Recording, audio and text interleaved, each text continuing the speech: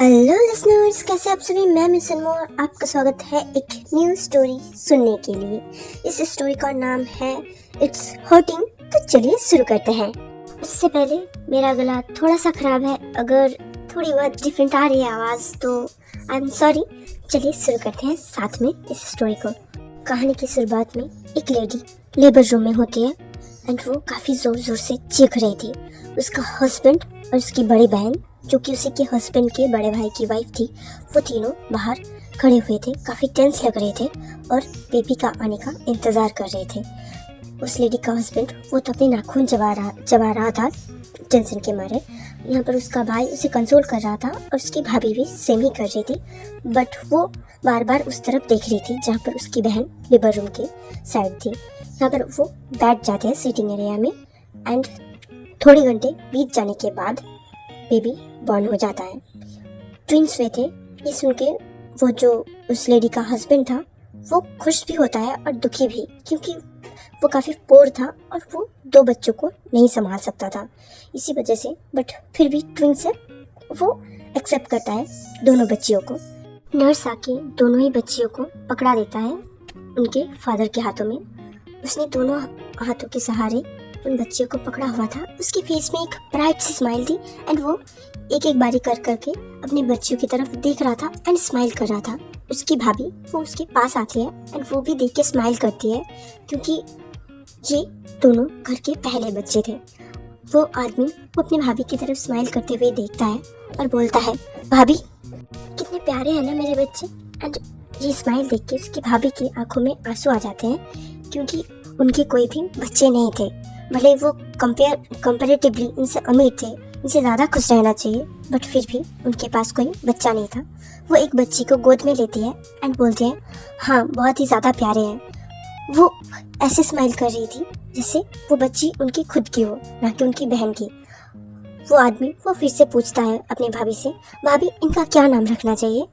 वो बच्ची के जो है सर को सहला रही थी एंड बोलती है, आयुषी और आरुषी कैसा रहेगा। वो आदमी वो स्माइल करता है और बोलता है, हाँ बहुत बढ़िया, बहुत ही अच्छा नाम है। ये सुन के इनकी मम्मी भी खुश हो जाएगी। ये सुनकर उसकी भाभी बोलती है, अभी से तुम मेरी बहन को इनकी मम्मी बुलाने लग गए। ये सुन के वो स्माइल करता है, एक डम जैसे स्माइल करता है ना वैसे ही। और उसने लेफ्ट हैंड से बेबी को पकड़ा हुआ था और राइट हैंड से वो अपने बालों को जो है मिस करने लगता है कि उसे शर्म आ रही है। ऐसे मतलब पीछे वाले बालों को ऐसे करते हैं ना कि हाँ ऐसा बोल रहे हैं, उसे शर्म आ रही थी। स्टिल ये देख के उसकी भाभी स्माइल कर देती है। वो उसके सिर को सहलाते हुए बोलती है, मेरा प्यारा सा बच्चा, और एक स्माइल करती है। ये स्माइल देख के वो भी स्माइल करने लगता है। थोड़ी देर बाद नर्स उन्हें बुलाने के लिए आ जाती है, क्योंकि बेबीज़ को ब्रेस्ट फीड भी करवाना होता है आधे घंटे के अंदर। इसी वजह से बेबीज़ को ले जाया जाता है। दूसरी तरफ जो बड़ा भाई था उस आदमी का, वो बिल पे करने के लिए चला गया था। लगभग 1 घंटे बाद वो चारों उसके वार्ड में थे।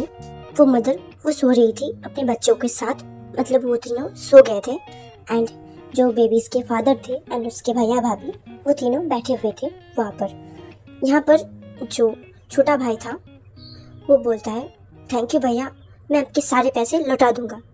उसके बड़े भैया वो काफ़ी गंभीर तरीके से बोलते हैं, कोई ज़रूरत नहीं है, ऐसे ही तुम्हारी हालत काफ़ी ख़राब है, कब से कह रहा हूँ कि वापस आ जाओ घर, बस जिद में अड़े रहना है इनको।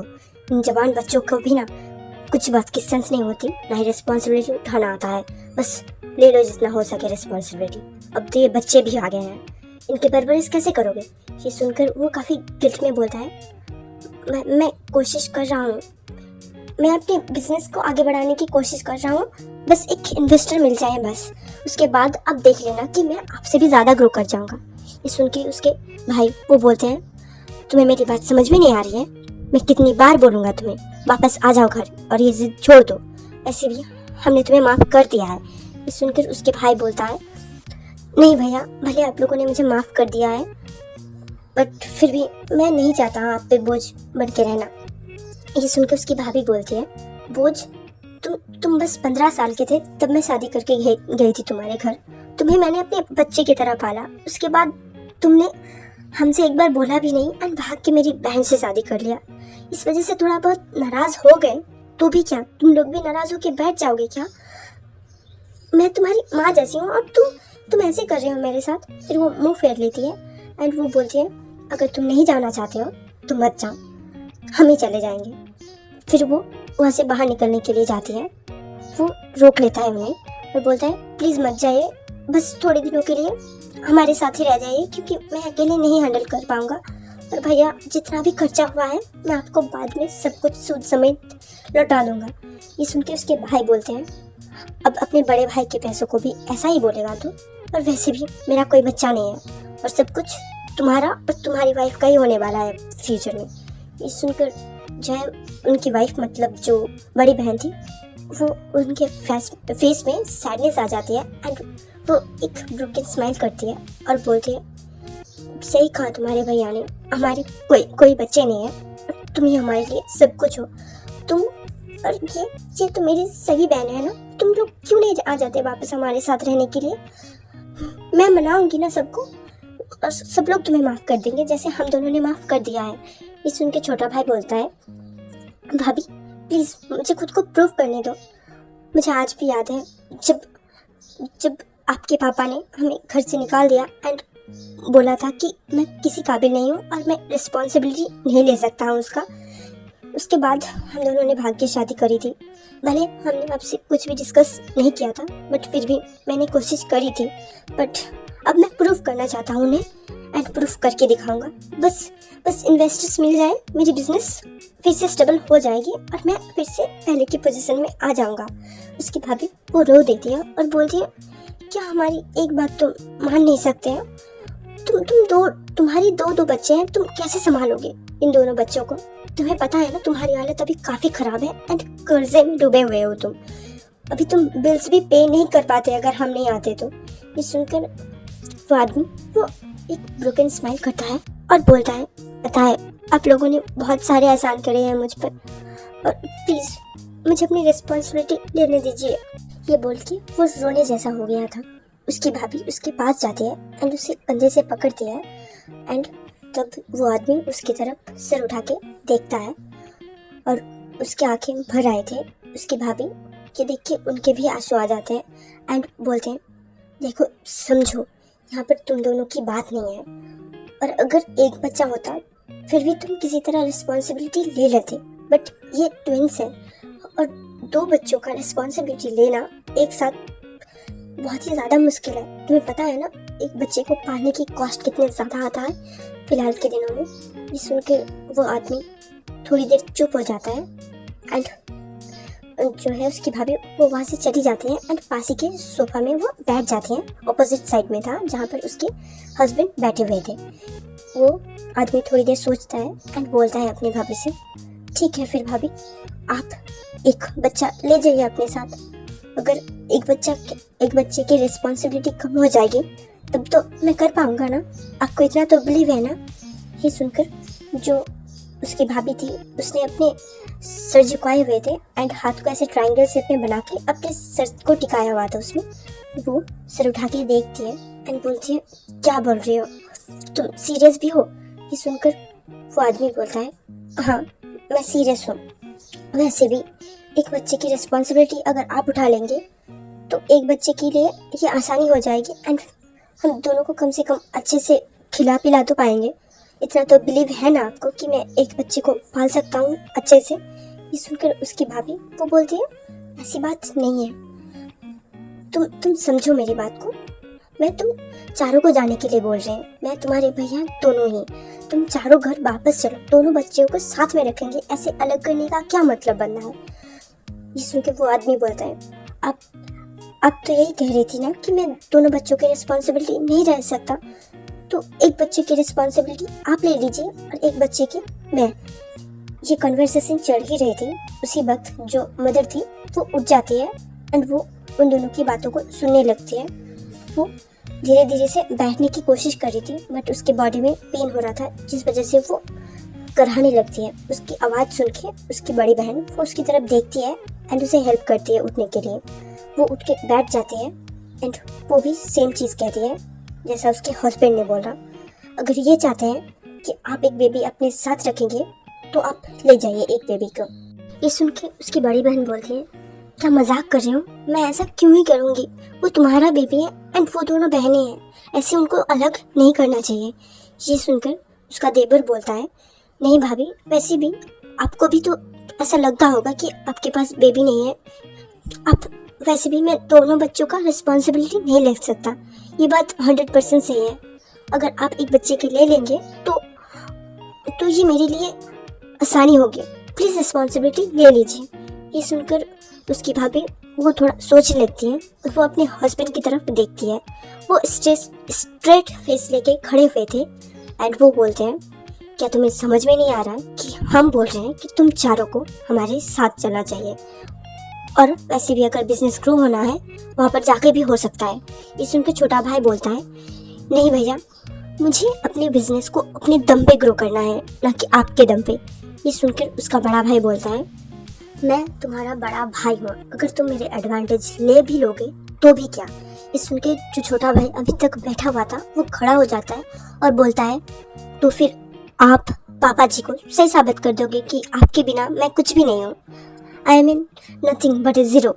ये सुनकर उसका भाई वो थोड़ा सा शॉक हो जाता है, बट उनका फेस फिर भी स्ट्रेट ही था, मतलब एक्सप्रेशन बिल्कुल भी चेंज नहीं हुआ था। वो बोलते हैं, ठीक है, एक बच्चा तुम हमें दे दो और तुम हमसे कोई कांटेक्ट नहीं रखोगे, चाहे तुम ग्रो हो जाओ या फिर नहीं हो, और बच्चा भी तुम्हारे पास नहीं जाएगा, उसे हम लोग अडॉप्ट कर लेंगे, ना कि कुछ साल के लिए हम अपने पास रखेंगे, देन तुम्हारा बिजनेस ग्रो होने के बाद तुम्हें वापस कर देंगे। ये सुनकर वो स्टन रह जाता है एंड बोलता है, वो मतलब कुछ भी नहीं बोलता है बट शॉक हो जाता है और वो मान जाता है एंड बोलता है, ठीक है, आप ले जा सकते हो। देन वो एक बच्ची को उठाता है एंड वहाँ से चले जाते हैं वो दोनों। यहाँ पर जो उसकी वाइफ थी वो बोलती है, तुम ऐसा क्यों करने दिया, उन्हें क्यों ले जाने दिया हमारे बच्चे को। ये सुनकर उसका हस्बैंड बोलता है, क्या हो गया अगर वो एक बच्चे को लेकर भी गए, उन्होंने बचपन से मुझे पाला है, अगर उनको एक बच्चे का सुख मेरे वजह से मिलता है तो क्या ही दिक्कत हो जाती है।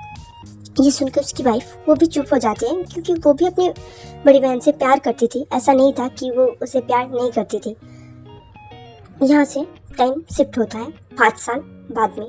ये दोनों बच्चियाँ एक दूसरे से फिर कभी भी नहीं मिले, और ना ही ये जो भाई बहन मतलब ये दोनों जो कपल थे वो भी नहीं मिले थे एंड एक दूसरे का सामना भी नहीं कर रहे थे। ये दोनों खुद ही अपने में ग्रो कर रहे थे। यहाँ पर छोटा भाई जिसका बिजनेस काफ़ी ग्रो कर गया था एंड वो अपने बड़े भाई को भी टक्कर दे सकता है, मतलब वो उससे भी ज़्यादा रिच हो गया था। दूसरी तरफ बड़ा भाई वो काफ़ी ज़्यादा जो है लॉसेस में था एंड वो अपने जैसे कि उसका सारा बिजनेस वो ख़त्म हो चुका था, अब उसके पास कुछ भी नहीं था, ऊपर से वो काफ़ी ज़्यादा बीमार भी रहने लग गया था। ऐसे ही अचानक एक दिन उसकी डेथ हो जाती है। छोटे भाई जो था उसका, वो दोनों का कांटेक्ट नहीं था एक दूसरे से, इसी वजह से उनको पता भी नहीं चलता और उनके बड़े भाई गुजर जाते हैं। फिर और 10 साल बीत जाता है। किसी तरह से आयुषी को संभाला था उसकी माँ ने। आयुषी को वो दोनों लेकर गए थे और आरुषि उनके पास थी, जो रियल पेरेंट्स थे बायोलॉजिकल वाले, उनके पास आरुषि थी एंड आयुषी को लेकर आए हुए थे ये दोनों। यहाँ पर उसकी माँ उसे काफ़ी अच्छे से संभालती है। वो एक टीचर थी, वो बिजनेस को नहीं संभाल सकती थी, बट फिर भी वो अपने जॉब के ज़रिए वो काफ़ी अच्छे से रेज कर रही थी। बट 10 साल बीतने के बाद अचानक एक दिन उनके साथ एक एक्सीडेंट होता है। रोड एक्सीडेंट में वो काफ़ी ज़्यादा घायल हो जाती है।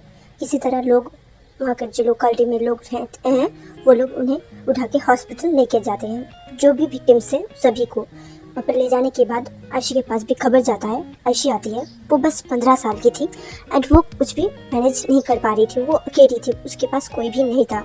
उसकी माँ भी अब हॉस्पिटल बेड में थी, वो क्या करेगी कुछ भी नहीं समझ पा रही थी। इसी बीच उसकी माँ उसे बुलाती है एंड वो अपनी बहन के बारे में बताती है कि मेरी एक बहन है और तुम उन्हें कांटेक्ट कर सकती हो। देन वो एक पेपर में एड्रेस लिख देती है उनका। देन आयुषी उन्हें ढूंढने के लिए चली जाती है।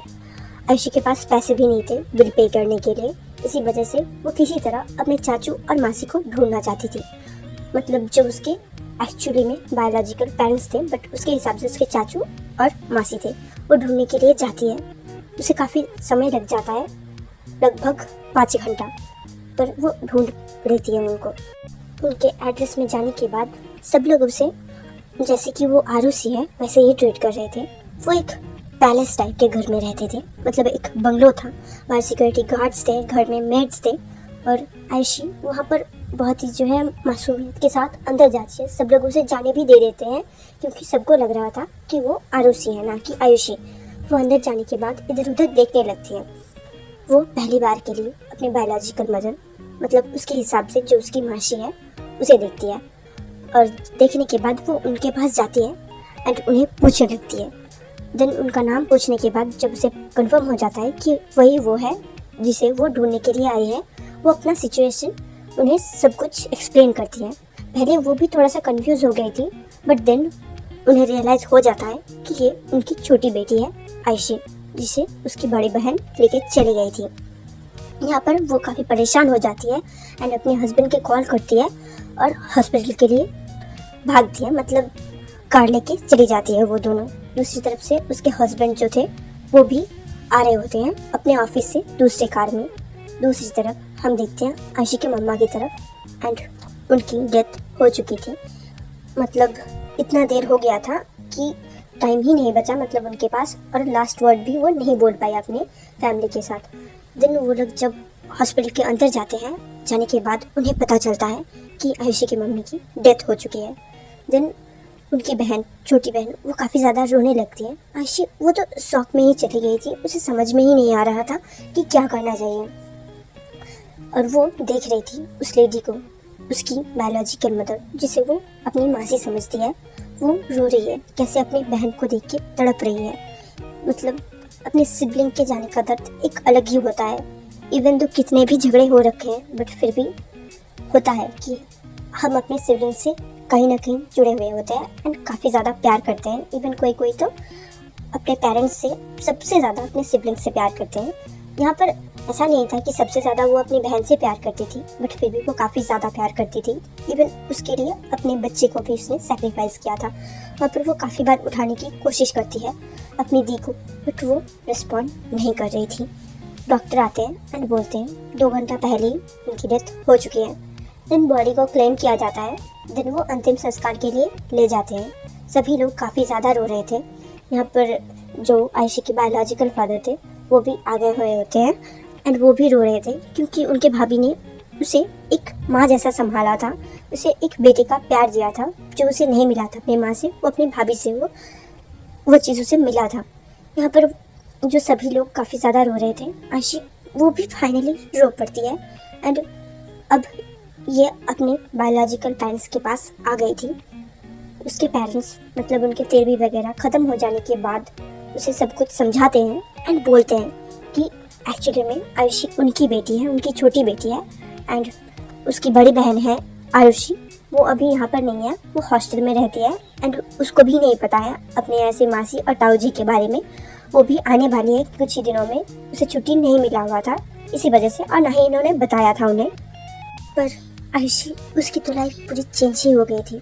इतने दिनों तक वो अपनी माँ के साथ रही है और वो किसी और को अपने पेरेंट्स समझती थी जो कि एक्चुअली में उसके बायोलॉजिकल पेरेंट्स नहीं थे। उन्होंने उसे अडॉप्ट किया था। ये चीज़ जान के भी उसे काफ़ी दुख हुआ था बट एक चीज़ था कि वो अपने रियल पेरेंट्स के पास वापस आ गई है एंड वो भी उसे उतना ही प्यार करेंगे जितना वो करते थे और हो सकता है कि ये ज़्यादा प्यार करे क्योंकि एक्चुअली में ये उसके एक्चुअल पेरेंट्स हैं। वो उनके साथ घुलने मिलने की कोशिश करने लगती है, घुल मिल जाती भी है बट एक चीज़ होता है, अचानक से जो आयुषी और आरुषि उन दोनों के ही बायोलॉजिकल फादर थे, उनके कंपनी में लॉसेस होने लग जाते हैं जिस वजह से उनकी वाइफ वो काफ़ी परेशान होने लगती है एंड वो एक रिलीजियस गुरु मतलब बाबा है उनके पास जाते हैं। ये जो है ठग नहीं है, ये एक एक्चुअल में अच्छे थे जो कि सच्ची में सच्चे वाले भविष्यवाणी करते थे। यहाँ पर वो जाने के बाद वो उनसे पूछने लगते हैं कि ऐसा क्यों है कि उनके लाइफ में अचानक से ये सब कुछ हो रहा है। वो बताते हैं कि उनकी जो बेटी है आयुषी वो अनलकी है, उसकी वजह से ही मतलब वो जहाँ पर रहेगी वहाँ पर ही अनलक आएगा। जैसे कि पहले वो अपने फोस्टर पेरेंट्स के पास रहती थी, उसके पापा वो मर गए, उसकी माँ भी मर गई वैसे ही जैसे उनका बिजनेस डूब गया था, इनका भी बिजनेस डूब जाएगा। आयुषी को जो भी प्यार करेगा उसके लाइफ में कुछ ना कुछ खराब होएगा ही, मतलब वो अनलकी है उसके लिए जो कोई भी उससे प्यार करता है। जिस वजह से जो है आयुषी की माँ वो अपनी बहन और जीजा उन दोनों का ही मौत का जिम्मेदार उसे ही मानने लगती हैं। इवन जो कुछ भी लॉसेस उनको हो रहे थे सबका जिम्मेदार वो आयुषी को ही मानने लग जाती हैं।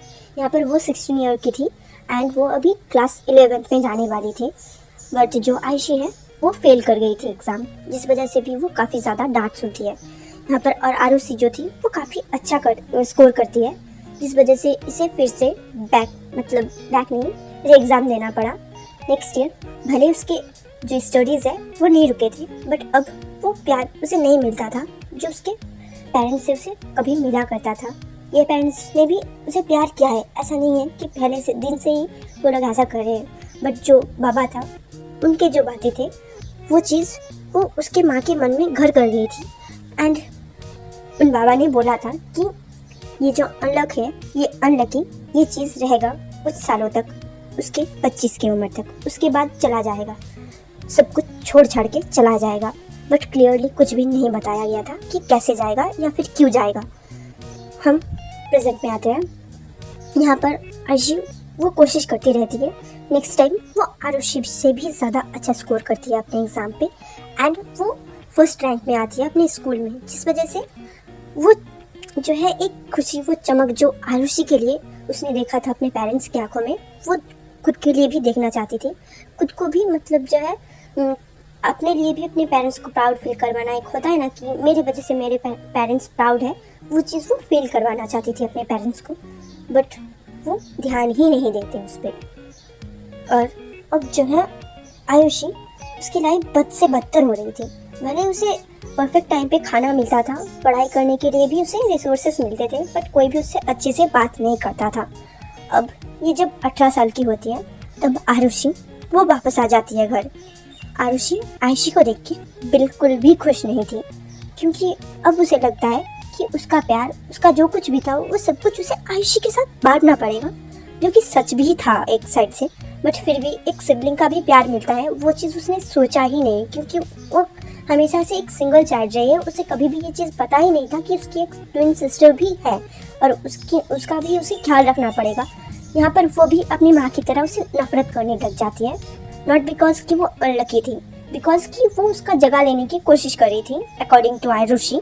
यहाँ पर आरुषि वो छोटी छोटी बातों पे आयुषी को ब्लेम करने लगती है, जैसे कि कुछ भी हो जाए वो आयुषी को ही ब्लेम करती थी। उसका माँ भी उसी के साथ देती थी, इवन कभी कभी वो आयुषी के ऊपर हाथ भी उठा देती थी, कभी भी उसका अच्छे से ख्याल नहीं रखा जाता था।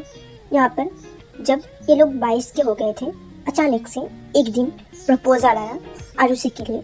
आरुषि उसकी एक बॉयफ्रेंड है, स्टिल ये शादी के लिए मतलब उसे क्यों अप्रोच किया जा रहा है, उसके पेरेंट्स वो भी हामी भर देते हैं, क्योंकि वो काफ़ी रिच फैमिली से बिलोंग करता है वो लड़का, इसी वजह से उससे अच्छा लड़का उन्हें नहीं मिलेगा।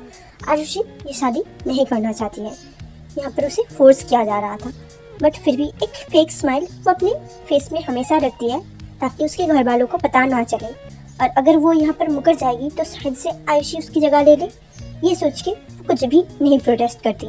बट जब शादी वाला दिन आता है तब होता है रियल कांड। वो भाग जाती है घर से, क्योंकि और वो ये प्रिटेंड नहीं कर सकती थी, वो नहीं प्यार करती थी उस आदमी से, ना ही उसे जानती थी। अचानक से एक दिन आया और 2 ही हफ्ते में शादी भी फिक्स करके चला गया, और 2 हफ्तों के अंदर कैसे शादी हो सकती है, और इंगेजमेंट भी नहीं किया गया था, जिस वजह से उसने कभी भी उस शख्स का चेहरा भी नहीं देखा था। आज शादी का दिन था। आरुषि वो बैठी हुई थी अपने कमरे में एंड वो अपने हाथ को बहुत ज़ोर से पटकती है बेड में और दोनों साइड में, और बोलती है मुझे ये शादी नहीं करनी, मैं नहीं कर सकती एक ऐसे शख्स से शादी जिसे मैं कभी जानती तक नहीं, ना ही मैंने उसका शक्ल देखा है, और अगर मैं किसी और से प्यार करती हूँ तो इससे मैं क्यों ही शादी करूँगी। वो कॉल करती है अपने बॉयफ्रेंड को, अभी वो कॉल उठाता है एंड बोलता है क्यों मुझसे बात नहीं कर रहे थे तुम इतने दिनों से, क्यों इग्नोर कर रहे हैं मुझे, प्लीज़ मुझे रीज़न तो दे दो। आरुषि वो भी रोते हुए बोलती है मेरे पेरेंट्स उन्होंने मेरी शादी फिक्स कर दी है किसी और के साथ, और आज मेरी शादी है, मैंने सोचा कि मैं तुम्हारे साथ ब्रेकअप कर लूँगी एंड उसी से शादी कर लूँगी जिसके साथ उन्होंने मेरा शादी फिक्स किया है, पर मैं नहीं कर सकती। मैं तुमसे प्यार करती हूँ, ना कि उस आदमी से जिसे मैंने कभी देखा भी नहीं। अभी ये सुन के बोलता है, तुम एग्री भी कर गई थी उस आदमी से शादी करने के लिए? आरुषि बोलती है, हाँ, क्योंकि मैं नहीं चाहती कि मेरे पेरेंट्स मेरी जगह मेरी बहन को दे दे। मैं नहीं चाहती कि वो लोग उसे प्यार करें, क्योंकि इतने सालों तक वो लोग मेरे थे और अचानक से वो कब से प्रकट हो गई और मेरी जगह लेने की कोशिश कर रही है। मैं नहीं कर सकती, बट मैं तुम्हारे बिना भी नहीं रह सकती। इस चीज़ से भी इम्पोर्टेंट तुम हो मेरे लिए, और ये चीज़ मैंने रियलाइज़ कर लिया है। प्लीज़ मुझे यहाँ से ले चलो, मैं नहीं रह सकती यहाँ पर। दूसरी तरफ से अभी बोलता है, ठीक है, मैं आधे घंटे में तुम्हारे घर में पहुँचता हूँ। तुम्हारे जो कमरे में खिड़की है उससे तुम बाहर निकल जाना एंड डिब्बा टाप के तुम आ जाना। मैं बाइक लेके खड़ा होऊंगा और हम दोनों भाग जाएंगे। ये बात सुन के आरुषि वो बोलती है, ठीक है, I am ready to do this. ये बोल के वो खुद को जो है काम करने लगती है और बोलती है कि मैं कर सकती हूँ ये चीज़। देन कॉल कट कर लेती है। थोड़ी देर तक ऐसे ही खुद को समझाने के बाद कि वो ऐसा कर सकती है और वो घर से उठ के चली जाएगी। उसके बाद वो कुछ जो महंगे ज्वेलरीज वगैरह उसके थे उसको पैक करती है एंड कुछ महंगे कपड़े, बैग्स वगैरह वो बेच के काफ़ी जो है पैसा अर्न कर सकती थी, सब वो ले लेती है। वैल्यूएबल चीज़ उसके पास, मतलब वो जो कुछ भी ओन करती थी, इवन उसके सारे क्रेडिट कार्ड्स, डेबिट कार्ड्स वगैरह जो कुछ भी कार्ड्स थे उसके पास, सब कुछ वो ले लेती है। एंड आधे घंटे के बाद जब अभी आता है वो उसके साथ भाग जाती है। और जाने के बाद सारे कार्डों से जो है वो कैश विड्रॉ करवा लेती है ताकि कोई फ्रीज कर भी दे तो भी कोई प्रॉब्लम ना आए। उसमें लिमिट्स भी काफ़ी ज़्यादा थे, इस वजह से कोई प्रॉब्लम भी नहीं आती है। यहाँ पर दूसरी तरफ उसके जाने के आधे घंटे बाद आरुषि की माँ उसे चेक करने के लिए आती है कि वो रेडी हुई है या फिर नहीं। यहाँ पर मेकअप आर्टिस्ट अभी तक नहीं आई हुई थी, इसी वजह से वो जब दरवाज़ा खोल के देखती है तब तक वहाँ पर वो नहीं दिखती है। उन्हें लगता है कि वो शायद से वॉशरूम में होगी और वो मेकअप आर्टिस्ट को फिर से कॉल करने लगती है और बोलती है कि आपको कितना लेट होगा, यहाँ पर ब्राइड वेट कर रही है। थोड़ी देर बाद मेकअप आर्टिस्ट हाजिर हो जाती है एंड वो बोलती है ब्राइड कहाँ पर है। देन उसे उसके कमरे में ले जाया जाता है और आरुषि को ढूंढा जाता है। यहाँ पर सब लोग ढूंढ रहे थे कि वो कहाँ पर चली गई है, मतलब उसकी माँ और आरुषि भी ढूंढ रही थी उसके साथ। भले उसको पसंद नहीं करती है आरुषि, बट फिर भी वो उसे तो पसंद करती है ना, उसे तो वो अपना फैमिली मानती है। यहाँ पर आरुषि कहीं पर भी नहीं मिलती है। मेकअप आर्टिस्ट जो उसके कमरे में बैठी हुई थी एंड अभी तक नहीं आई है ब्राइड, इस वजह से वो काफ़ी फ्रस्ट्रेटेड हो रही थी।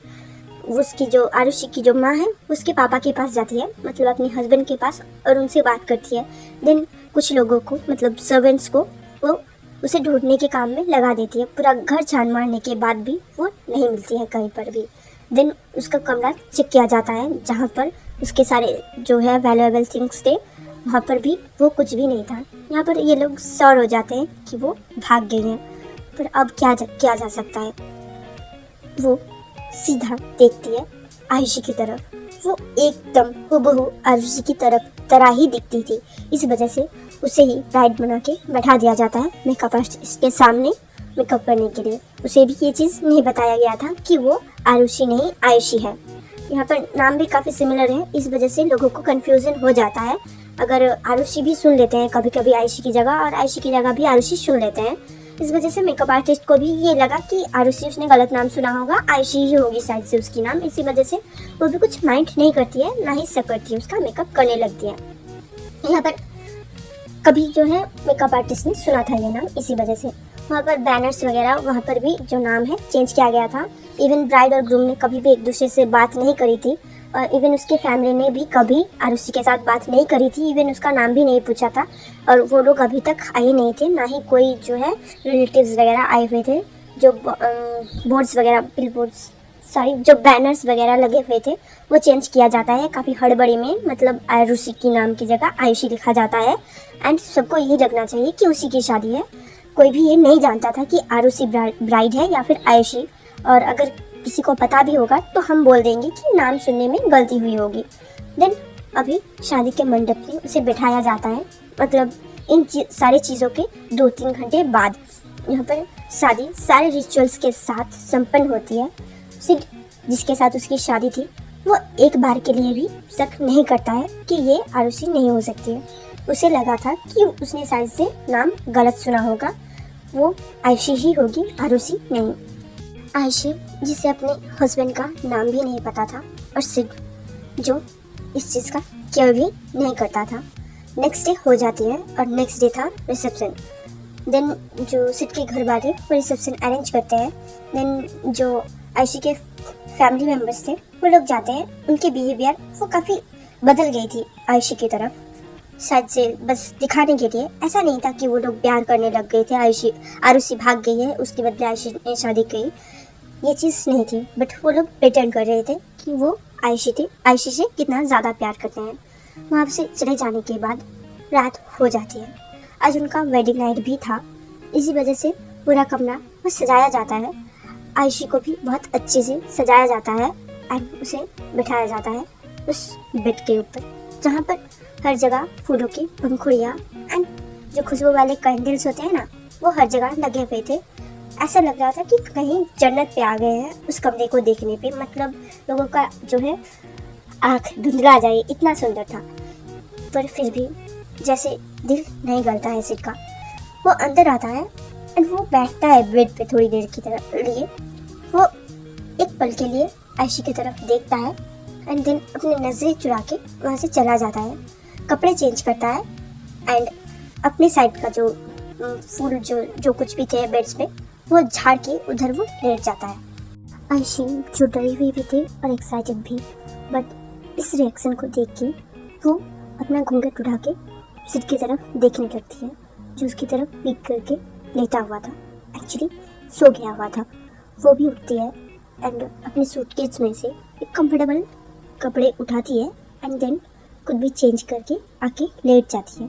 बट वो सोती नहीं है, उसके दिमाग में बहुत सारे सवाल चल रहे थे। वो याद करने लगती है अपने पास्ट को। उसके पास्ट में कुछ हुआ था। वो दिन था जिस दिन उसने पहली बार अपने कॉलेज में कदम रखा था। आरुषि वो अपने फ्रेंड्स के साथ चली गई थी, बट आयुषी के साथ कोई भी दोस्ती नहीं करता था।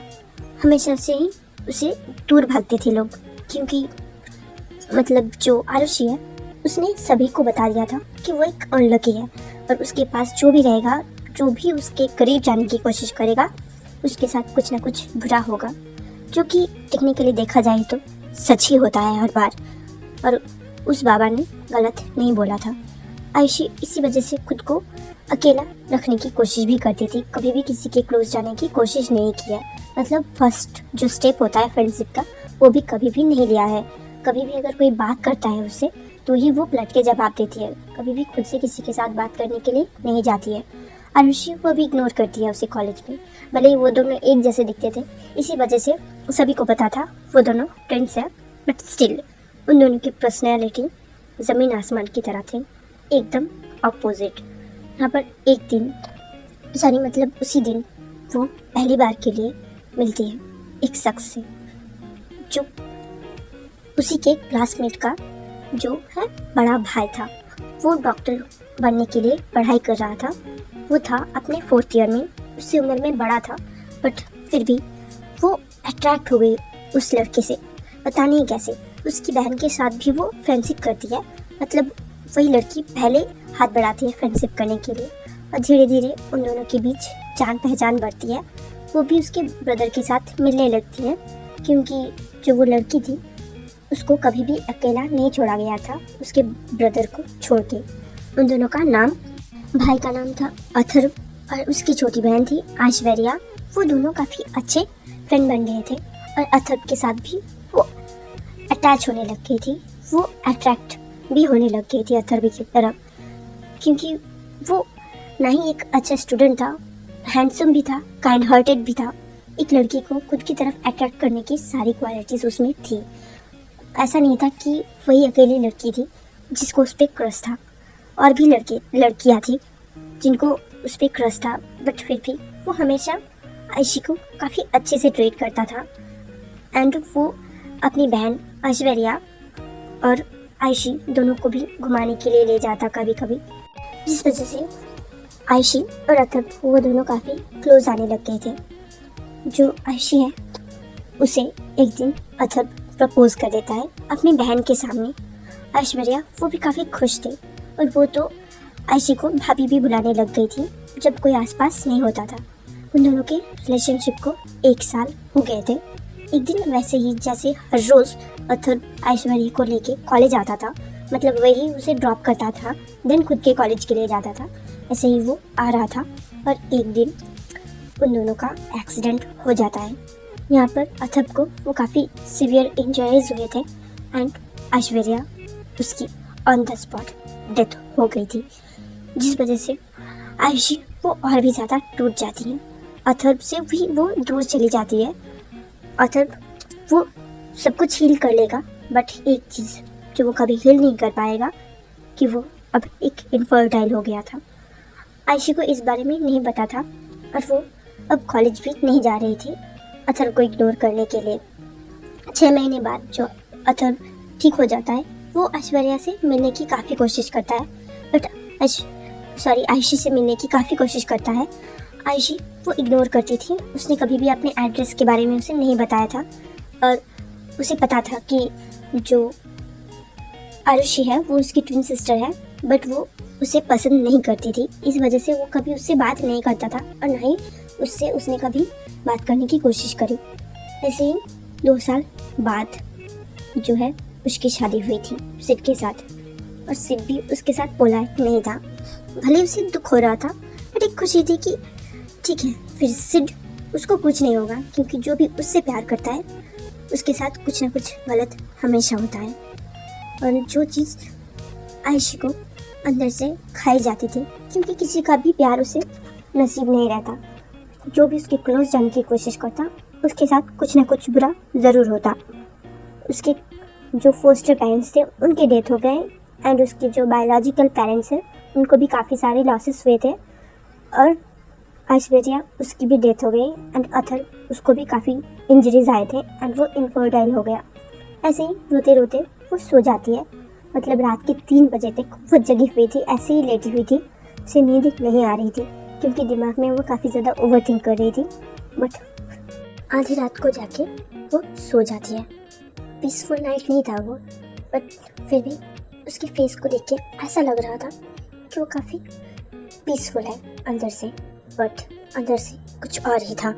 1 हफ्ता ऐसे ही गुजर जाता है, उसे समझ में ही नहीं आता कि क्या हो रहा है उसके लाइफ के साथ। उसके हस्बैंड वो उससे बात नहीं करते एंड वो घर से बाहर भी नहीं जा सकती है।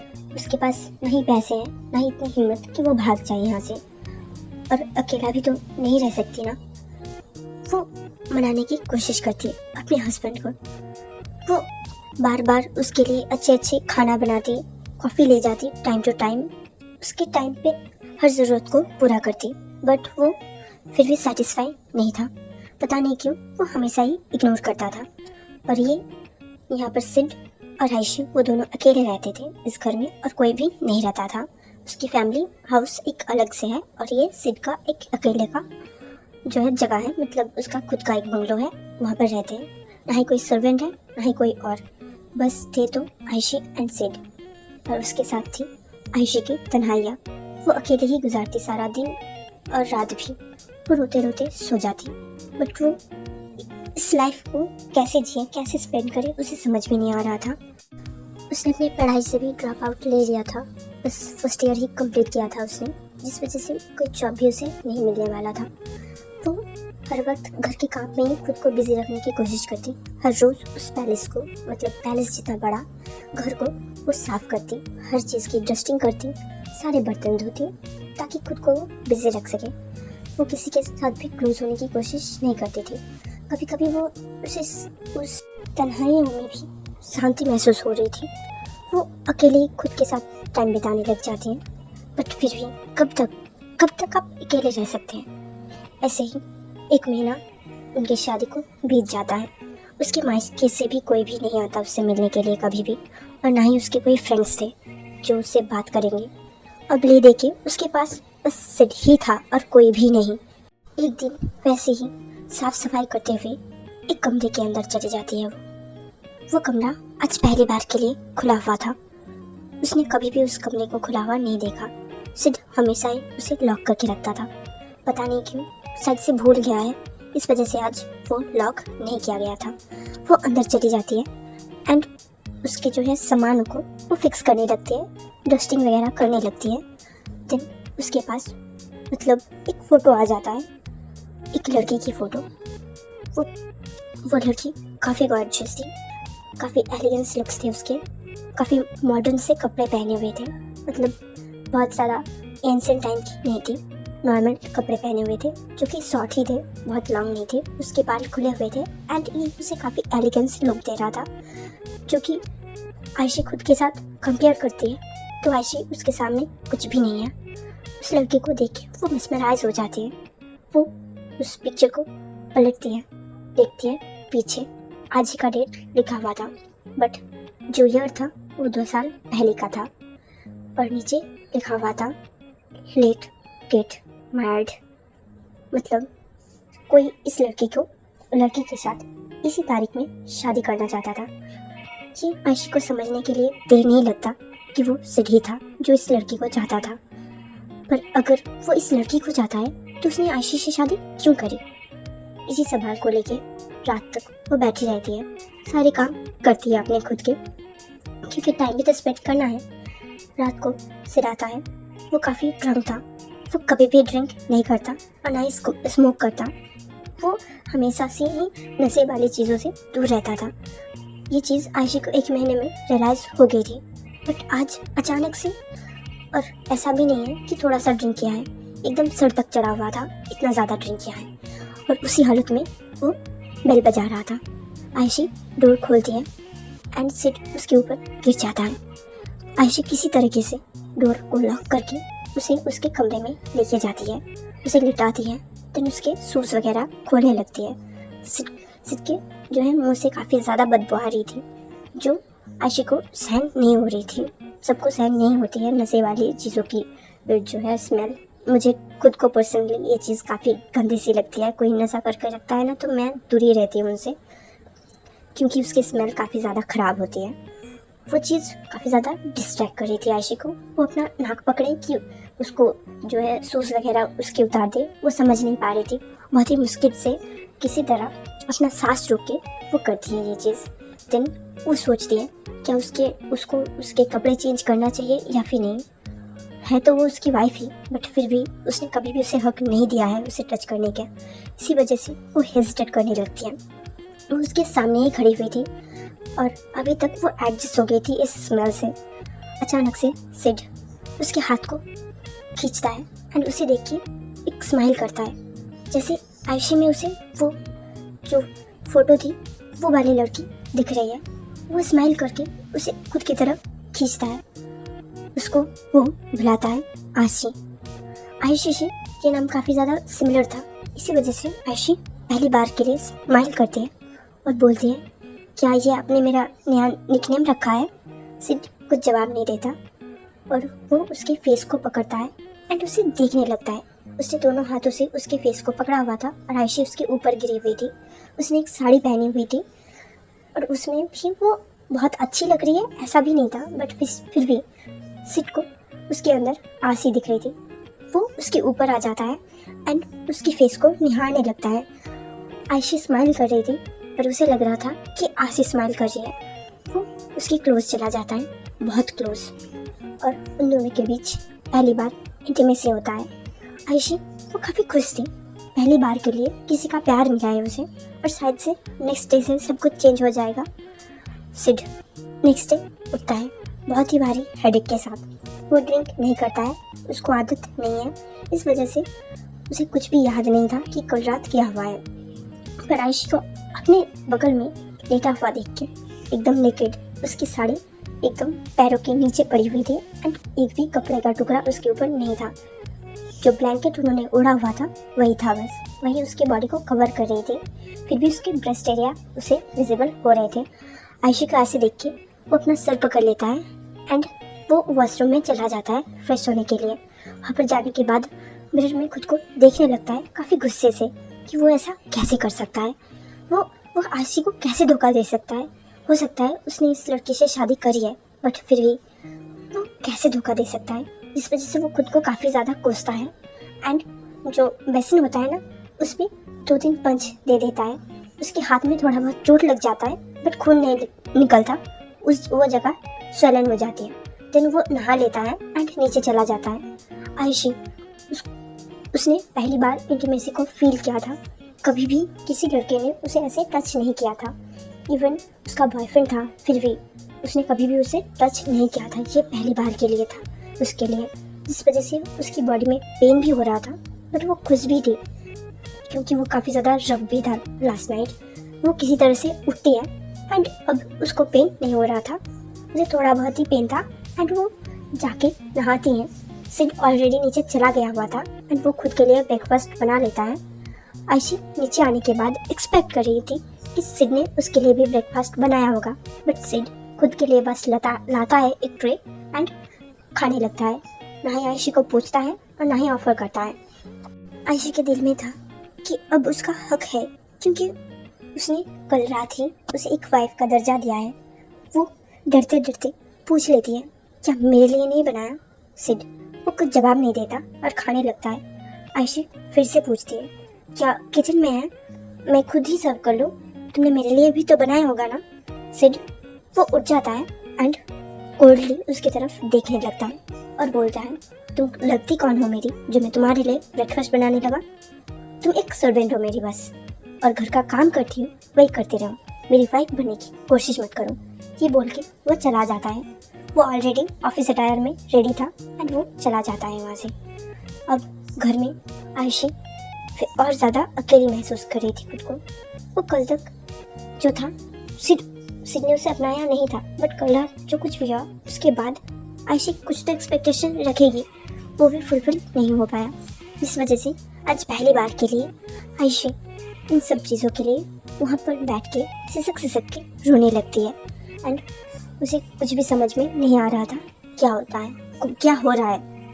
थोड़ी देर बाद वो उठ जाते हैं एंड वो फिर से एज यूजुअल अपनी डेली वर्क करने लगती है, मतलब घर के काम। और कुछ भी नहीं आता था उसने कभी भी अपने करियर बिल्डिंग के बारे में सोचा ही नहीं। इसी वजह से उसे ना ही किसी तरीके की स्किल सीखी है उसने, ना ही अपनी कॉलेज कंप्लीट करी है। यहाँ पर उसे जो कुछ भी आता था वो करके वो लेट जाती है। आज वो डिनर के लिए वेट नहीं करती है, वहाँ पर वो सो जाती है और ना ही वो सिड के लिए वेट करती है और ना ही उसके लिए दरवाज़ा खोलने के लिए जागी रहती है। सिड घर आता है एंड नॉक करता है, मतलब बेल बजाता है। कोई आंसर ना मिलने की वजह से वो खुद ही अपने बैग से चाबी निकालता है, घर को अनलॉक करता है एंड घर के अंदर आ जाता है। अपने कमरे में जाता है और देखता है आयशी वहाँ पर लेटी हुई थी। उसकी बॉडी वो देख के सिड अट्रैक्ट फील करने लगता है। वो ऐसा क्यों फील कर रहा था उसे नहीं पता। वो वॉशरूम चला जाता है अपने कपड़ों को लेके एंड वो चेंज करने लगता है। उसी दौरान उसे बस जो बैग से उसने आयशी को अभी देखा बस वही चीज़ याद आ रहा था। इवन कल नाइट वाले जो कुछ भी आयशी के एक्सप्रेशन थे वो चीज़ उसे याद आ रहा था, जिस वजह से वो फिर से एक्साइटेड हो जाता है। वो जाता है बेडरूम में एंड बेड में बैठता है, थोड़ी देर आयशी की तरफ देखता है, देन उसके कंधे को पकड़ के उसे सीधा करता है, जिस वजह से आयशी वो उठ जाती है बट अभी भी नींद में ही थी। वो कुछ समझ पाती उससे पहले सिड उसके ऊपर जंप करता है एंड उन दोनों के बीच फिर से एक बार इंटीमेसी होती है। यहाँ पर आयशी ने खुद ना ही कंसर्न दिया था ना ही हाँ बोला था, उसे तो पूछा भी नहीं गया था। पिछली बार जो था उस सिड को बहुत ही बुरा लगा था बट ये चीज़ अब डेली का हो गया था और डेली ही ऐसा होने लगा था। आयशी वो समझ नहीं पा रही थी कि सिड उसके साथ ऐसा क्यों कर रहा है। अगर वो उसको वाइफ नहीं मानता तो वो उसके साथ इंटीमेट क्यों हो रहा है, क्यों फिजिकल हो रहा है। और इस सवाल का जवाब जानने के लिए वो काफ़ी बार कोशिश करती है, सिड से काफ़ी बार ये चीज़ पूछती है बट सिड उससे कभी भी बात नहीं करता। ऐसे ही 3 हफ्ते बीत जाते हैं। ऐसे आयशी वो काफ़ी टूट चुकी थी। अचानक से उसके लोअर एब्डोमेन जो एरिया है वहाँ पर पेन होने लगता है। वो भागती है घर के अंदर, मतलब वॉशरूम के अंदर एंड चेक करती है कि उसे पीरियड्स आए हुए थे। ये जो कुछ भी हुआ था उसके बाद ये पहला पीरियड्स था उसका इस घर में आने के बाद। वो काफ़ी ज़्यादा चिंता में पड़ जाती है क्योंकि ऐसे उसका हस्बैंड उसके साथ जैसे एक एनिमल जैसा इंटीमेट होता है, ऊपर से ये पीरियड्स क्रैम्प वो कैसे सहेगी। इस बार जैसे भगवान भी उसे बख्श नहीं रहा था एंड उसे काफ़ी ज़्यादा क्रैम्प्स होने लगते हैं। वो अपना पेट पकड़े हर वक्त लेटी हुई थी बेड पे एंड एक भी काम वो नहीं कर पाई थी। इवन उसने खाना भी नहीं खाया था पूरा दिन। वो बस लेटी रही थी अपने पेट पकड़ के। रात को थोड़ी वक्त के लिए उसकी आँख लगती है, तभी सिड आटा पकता है। वो उसे देखता है कि वो सो रही है हर रोज़ की तरह। जैसे वो आता है तब आयशी सो रही होती है। हर रोज़ की रूटीन की तरह वो जाता है, चेंज करता है, देन नीचे चला जाता है डिनर करने के लिए। बट वो किचन खाली पाता है।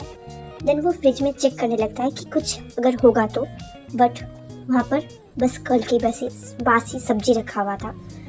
उसी को लेके वो खाने लगता है क्योंकि उसे भूख लगी थी एंड उसके पास खाना और कुछ भी नहीं था। और अभी काफ़ी रात हो गई थी और बाहर से ऑर्डर करना सेफ भी नहीं रहेगा। इसी वजह से वो खा के वो किसी तरीके से जो है वो निकलता है एंड अपने रूम में वापस आता है। आधे घंटे लगे थे उसे पूरा जो है आने के बाद ड्रेस चेंज करना एंड खाने के। देन वो सारा जो है सामान वो ऐसे ही रख देता है, मतलब ना ही वो प्लेट को उठा के सिंक में रखता है, कुछ भी नहीं, हाथ धो के चला आता है एंड वो आयशी को फिर से पकड़ता है और उसे किस करने लगता है। आयशी उसे जो है दर्द उसका ज्ञान नहीं था, बट फिर भी बीच बीच में थोड़ी देर के लिए वो सो रही थी और इस बार का नींद हाइस्ट था आधा घंटा। अगर हम काफ़ी ज़्यादा दर्द में होते हैं तो हम बीच बीच में सो जाते हैं 5-10 मिनट के लिए, और कभी कभी ये चीज़ लंबा भी होता है और ये आधा घंटा। बट इस किस के वजह से वो उठ जाती है एंड वो सिड को दूर धक्का देने लगती है, जैसे कि वो रिजेक्ट कर रही है, जो सिड को बिल्कुल भी पसंद नहीं आता है। एंड आयशी को वो काफ़ी गुस्से भरी नज़रों से देखने लगता है। आयशी एक पल के लिए डर जाती है, बट फिर भी वो कुछ भी नहीं बोल पा रही थी एंड वो उसके जो है कंधे से उसे धक्का देने लगता है। यहाँ पर आयशी सिड का जो है आँख अच्छे से देख पा रही थी कि कितनी ज़्यादा गुस्से में है वो, बट वो फिर भी उसे किस करे जा रहा था। वो कुछ बोल भी नहीं पा रही थी, काफ़ी हार्श हो गया था वो उसमें। वो छोड़ता है उसे। आयशी बोलती है प्लीज़ प्लीज़ मुझे छोड़ दो, कम से कम आज के लिए छोड़ दो। एंड वो हाथ जोड़ने लगती है, बट सिड वो काफ़ी ज़्यादा गुस्से में लग रहा था। वो हाथ जो उसने जोड़े थे वो पकड़ के उसके सर के ऊपर कर देता है एंड वो फिर से उसे किस करने लगता है एंड उसके कपड़े भी उतारने लगते हैं। यहाँ पर आयशी वो काफ़ी ज़्यादा बेग करने लगती है, मतलब खुद को छुड़ाने की कोशिश कर रही थी, बट फिर भी ये हो नहीं पा रहा था। आयशी वो बोलती है प्लीज़ मैं पीरियड्स में हूँ, कम से कम इन दिनों में मुझे छोड़ दो, मुझे काफ़ी ज़्यादा पेन होती है और वैसे भी पूरा बेड से गंदा हो जाएगा अगर तुम करोगे ये चीज़। आयशी की ये बात सुन के वो उसे उठा लेता है, कंधे में उठा लेता है, जिस वजह से उसे काफ़ी अजीब सा होने लगता है। मतलब जब आपको पेट में दर्द हो रहा है एंड पेट को प्रेस करते हैं तब एक अजीब सा होता है ना, वैसे ही फीलिंग हो रही थी। यहाँ पर आयशी ऐसे ही खुद को छुड़ाने की कोशिश कर रही थी, बट वो छोड़ नहीं रहा था। वो उसे वॉशरूम में ले जाता है एंड शावर के नीचे खड़ा कर देता है। उसके बाद एक एक करके उसके सारे कपड़े वो उतारने लगता है एंड वो देख रहा था उसे नेकेड। वो खुद को छुपाने की कोशिश कर रही थी अपने हाथों से, बट वो उसे देख रहा था ऊपर से नीचे तक, कैसे पैरों से होते हुए ब्लड नीचे जा रही है, वो चीज़ भी वो देख रहा था। जो शावर थी उसकी जो है पानी का फ्लो वो काफ़ी लो था, जिस वजह से वो दिख रहा था। यहाँ पर सिड जाता है एंड उसे कमर से पकड़ के खुद की तरफ खींच लेता है एंड उसे फिर से किस करने लगता है और ऐसे ही वो उसके साथ इंटीमेट होने लगता है, जिस वजह से आयशी उसे काफ़ी ज़्यादा पेन हो रही थी इस सेशन के दौरान, और वो काफ़ी ज़्यादा टायर्ड भी हो गई थी, जिस वजह से वो खड़े खड़े ही वहाँ पर बेहोश हो जाती है सिड के कंधे के ऊपर। बट सिड फिर भी उसे नहीं छोड़ता है। वो खुद को सेटिस्फाई करता है एंड देन ऐसे उसे उठा के ले जाता है बेड में और उसे सुला देता है। दूसरी साइड मुँह करके सिड भी सो जाता है। उसके दिमाग में क्या चल रहा था उसे खुद भी नहीं पता था, बट एक चीज़ था, अब अगर आयशी किसी भी चीज़ से मना करती है सिड को तो वो उसे फोर्स करने लगता है। ऐसे जैसे अभी उसके साथ फोर्सफुली इंटीमेट होता है, वैसे ही अगर उसे खाने में भी कोई चीज़ कमी लगने लगती है तो वो उस पर हाथ भी उठाने लगा। नेक्स्ट डे किसी तरीके से उठ के जो है उसके लिए खाना बनाती है उसे सारे बेडशीट वगैरह भी क्लीन करने थे, क्योंकि वो उसे ऐसे ही लेटा चुका था, किसी भी तरह की प्रिपरेशन ना लेके, ना ही किसी चीज़ की उसने यूज़ करी थी, और ना ही जो है कपड़ा वगैरह नीचे डाल के रखते हैं ना जिनका स्टेन लग जाता है, वो भी नहीं किया हुआ था, जिस वजह से पूरा ब्लैंकेट ही गंदा हो गया था ब्लड से। यहाँ पर आयुषी वो किसी तरीके से नहाती है एंड वो जाती है किचन में एंड खाना पकाने लगती है। इतना दर्द उसे कभी भी नहीं हुआ था सेकंड डे में, उसे फर्स्ट डे में काफ़ी ज़्यादा दर्द होता है एंड फर्स्ट डे उसके जो दर्द होता है उससे भी 2-3 गुने ज़्यादा थी, ऊपर से ये सब कुछ उसके साथ हुआ है एंड नेक्स्ट डे उसे पता नहीं ऐसा क्यों हो रहा था, बट वो खाना बनाती है एंड उसे परोसती है। इतना दर्द में होने की वजह से वो अच्छे से नहीं बना पाई थी, जिस वजह से सिड खाना उसके मुंह के ऊपर फेंक देता है। वो खाना गर्म था, जिस वजह से उसका मुंह भी लाल हो गया था, मतलब जल गया था, बट फिर भी जो बर्न हो जाता है ना, वो वाली चीज़ नहीं हुई थी। उसका बस फेस का एरिया वो लाल हो गया था एंड वो उसके ऊपर एक हाथ उठाता है, उसे थप्पड़ मारता है एंड वहाँ से चला जाता है, ये बोल के कि ढंग का खाना भी नहीं बना सकते, पता नहीं कहाँ से आ गई है ये बोल के अपना ब्लेजर उठाता है एंड चला जाता है वहाँ से। आयुषी पूरा खाना जैसे उसके बॉडी पे जो है लगी हुई थी, उसके फेस में और उसके ब्रेस्ट एरिया और हाथ के कंधे के एरिया में भी वो फैल गया था। वो अपने हाथ से अपना फेस एरिया क्लीन करती है एंड वो काफ़ी ज़्यादा रोने लगती है। अभी उसे और भी बहुत सारे काम करने थे, वो सब कुछ क्लीन वगैरह कर लेती है। ऑब्वियस सी बात है, पहले उसने खाना खाया है, उसके बाद क्लीन करने लगती है। देन उसे रात में काफ़ी ज़्यादा टायर्ड होने लगता है। उसने खाना भी बना दिया था, अभी उसका तबीयत थोड़ा बहुत ठीक लग रहा था और रात के लिए उसने डिनर भी बना दिया था, क्योंकि लास्ट नाइट इंटरकोर्स के दौरान सिड ने बोला था ये चीज़ कि तूने खाना भी नहीं बना रखा है, जिस वजह से वो आज अवार थी एंड वो खाना बना देती है।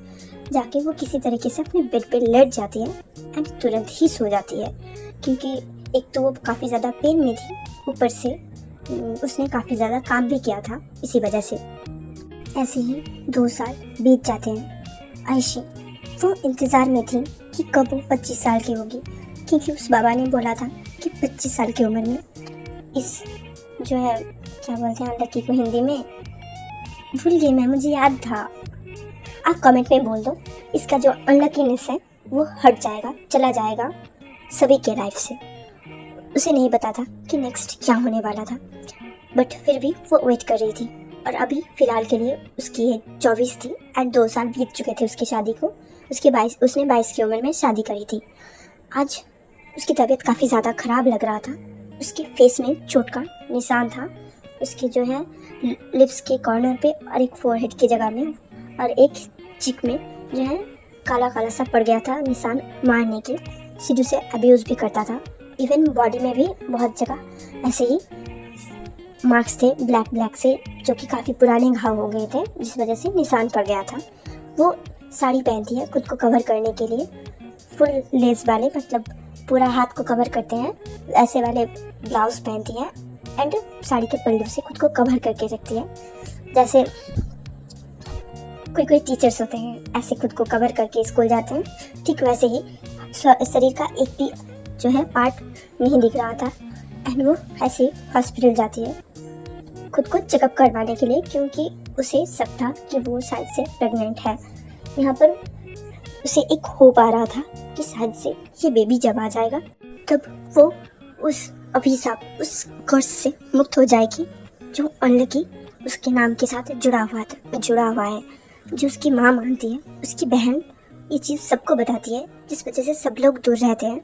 वो अपना पहला प्यार इसी वजह से छोड़ दिया था, अपनी एक लौती फ्रेंड को उसने इसी वजह से खो दिया था, बट फिर भी एक होप था कि वो 25 के पूरे होने के बाद वो चीज़, वो कर्ज, वो अभिशाप उसकी ज़िंदगी से चला जाएगा। अभी 1 साल ही बचे हुए थे, अगर एक्यूरेट देखा जाए तो 9 महीने ही बचे हुए थे। बेबी बॉर्न होगा उसी दिन उसका कर्ज भी चला जाएगा। यहाँ पर वो हॉस्पिटल जाती है एंड हॉस्पिटल में डॉक्टर कोई और नहीं, अथर्व था, उसका एक्स बॉयफ्रेंड, जिससे कभी वो प्यार करती थी, जो कभी उसे प्यार करता था। एक लौता इंसान जो अभी तक जिंदा है, उसे सही से ट्रीट करता था। बस 2 ही इंसान थे जिसने उसे सही से ट्रीट किया है, एक ऐश्वर्या एंड दूसरा अथर्व। वो जिंदा है और ऐश्वर्या मर चुकी है। यहाँ पर अथर्व के पास जाने से वो काफ़ी झिझक रही थी, बट फिर भी उसे करना था क्योंकि वो हॉस्पिटल आ चुकी थी एंड वो मुकर नहीं सकती थी। वो अंदर जाती है एंड अथर्व जब पहली बार के लिए, मतलब पहले तो वो कुछ लिख रहा था, बट एक बार नज़र घुमाता है उसकी तरफ देखने के लिए। उसने अपने पल्लू से फेस भी कवर किया हुआ था और जो फोरहेड का निशान था उसमें उसने फाउंडेशन अप्लाई किया था ताकि ना दिखे, एंड फेस में जो भी निशान थे उसको सारे उसने ढक दिए थे, बट फिर भी अपने पल्लू से ढकने की कोशिश कर रही थी अपने फेस को। बट अथर्व वो सच्ची मोहब्बत करता था उससे और बस उसकी आंखें ही काफ़ी थी उसे पहचानने के लिए। अथर्व उसे देखते ही पहचान लेता है, इवन वो कितने भी छुपने की कोशिश करे। ऐसे देख के अथर्व को काफ़ी ज़्यादा बुरा लगता है और वो आयशी से पूछता है, क्यों तुमने मुझे छोड़ा था? आयशी वो स्टैंड रह जाती है एंड बोलती है, प्लीज़ डॉक्टर आप ऐसे बात मत करिए और आप प्लीज़, मुझे कुछ ठीक नहीं लग रहा है, शायद से मैं प्रेग्नेंट हूँ, ये आप प्लीज़ मेरा चेकअप करिए। अथर्व प्रेग्नेंट होने की बात सुन के वो शॉक हो जाता है एंड वो बोलता है, प्रेग्नेंट? तुमने शादी भी कर ली? देन वो उसके फोरहेड की तरफ देखता है जहाँ पर सिंदूर लगा हुआ था। उसने घूंघट ओढ़ा हुआ था ताकि लोग उससे पहचान ना पाए एंड वो खुद को ढकने की कोशिश करती थी हर वक्त, जिस वजह से सिंदूर पहले उसने नोटिस नहीं किया था। बट फिर भी घूंघट तो बस शादीशुदा लड़की ही लेती है, ऐसी थोड़ी ना कोई ले लेगा। देन फिर भी वो उसे प्रेगनेंसी किट देता है चेक करने के लिए। वहाँ पर एक नर्स भी थी, वो लेके जाती है उसे। देन प्रेगनेंसी टेस्ट होता है उसका, वो सच्ची में प्रेग्नेंट थी और ये देख के वो खुश भी हो जाती है। शायद से वो कर्ज अब इस बेबी के आने से ही चला जाएगा।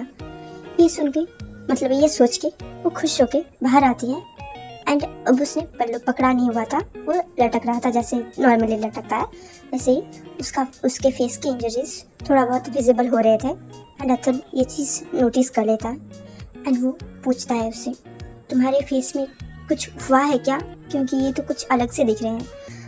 आयशी वो स्माइल करती है और बोलती है, नहीं कुछ भी नहीं हुआ, शायद से मैं प्रेग्नेंट हूँ। मेरे हस्बैंड जानने के बाद वो बहुत खुश हो जाएंगे एंड वो रिपोर्ट्स वगैरह लेके चली जाती है वहाँ से, मतलब जो कुछ भी होगा। अथर्व वो एक ब्रोकन स्माइल करता है एंड सोचता है, अगर वो हस्बैंड मैं होता तो क्या बिगड़ जाता है। दिन हम देखते हैं आज रात की सीन, जहाँ पर आयशी ने ढेरों पकवान बनाए थे एंड उसको टेबल में उसने अच्छे से सजाया था, कैंडल्स वगैरह से डेकोरेट किया गया था वो जगह, मतलब आयशी ने खुद ही किया था एंड वो रिपोर्ट वो दिखाने वाली थी सिड को। सिड आता है एज यूजुअल, अब वो बेल नहीं करता, वो डायरेक्ट चाबी निकाल के खोल के अंदर आ जाता है। वैसे ही वो आ जाता है तो आयशी सब कुछ प्रिपेयर कर रही थी, मतलब वो चेक कर रही थी सब कुछ ठीक ठाक है या फिर नहीं। वो काफ़ी अच्छे से कपड़े में थी, मतलब अभी तक वो काफ़ी गंदे से कपड़े पहनती थी, मतलब जैसे कि भिखारी हो कोई, बट आज उसने काफ़ी गॉर्जियस कपड़ा पहना हुआ था। उसने एक रेड कलर की साड़ी पहनी हुई थी जिसका बॉर्डर ब्लैक था एंड वो काफ़ी गॉर्जियस लग रही थी इसमें। एंड उसने मेकअप भी अप्लाई किया था जिस वजह से उसके जो ब्लैक स्पॉट्स थे वो नहीं दिख रहे थे। इवन अपने बॉडी में भी उसने मेकअप अप्लाई किया हुआ था जिस वजह से उसके स्पॉट्स नहीं दिख रहे थे। सिड एक पल के उसे देख के वो मिसमराइज हो जाता है एंड वो अंदर आता है एंड वो नोटिस भी नहीं करता कि इतने अच्छे से वो डेकोरेट करके रखी है। वो ऊपर चला जाता है चेंज करने के लिए। ऊपर जाने के बाद वो चेंज करता है एंड तभी वो सोचने लगता है कि वो इतने अच्छे से रेडी क्यों हुई थी एंड शायद से कुछ प्रिपेयर भी किया था उसने। वो नीचे जाता है, एज यूजुअल जितना उसे टाइम लगता है उतना ही लगता है। आयशी वो बैठी हुई थी एंड स्माइल कर रही थी और उसके हाथ में एक पेपर था, एक एनवलप। वो एनवलप पहले वो सिड को पकड़ाती है। सिड उसे खोल के देखता है एंड जैसे उसे कुछ फर्क ही नहीं पड़ा, वो पेपर वो वापस से आयशी को पकड़ा देता है एंड बोलता है, अबाउट करने के लिए कितने पैसे लगेंगे। आयशी ये चीज़ सुन के वो स्टंट हो जाती है, शॉकिंग आइज से वो बोलती है, क्या तुम्हें ये बेबी नहीं चाहिए?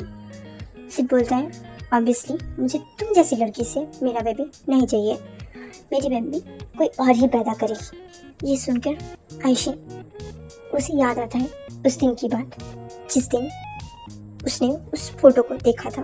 वो लड़की वो याद आती है एंड वो बोलती है, वही उस रूम में जिस लड़की का फोटो है उस लड़की की बात कर रहे हो आप। ये सुन के काफ़ी ज़्यादा गुस्सा हो जाता है सिड एंड आयशी के गले को पकड़ लेता है। ऐसा नहीं था कि ये पहली बार के लिए हो रहा था आयशी के साथ, बट वो प्रेग्नेंट है ये जानने के बाद भी उसके हस्बैंड उसके साथ ऐसा करेंगे, ऐसा एक्सपेक्टेशन उसने कभी भी नहीं किया था। सिड वो बैठ जाता है और जितना वो खाता है उतना ही खाना खुद के प्लेट में परोसता है एंड वो खा के चला जाता है। आयशी उसने अपने गले को पकड़े हुए मतलब सहला रही थी वहाँ पर और वो देख रही थी बस सिड को खाते हुए। एक इंसान कितना इमोशनलेस, कितना हार्टलेस हो सकता है, उसका एक प्राइम एग्जाम्पल है सिड। और उसे काफ़ी ज़्यादा गुस्सा आ रहा था।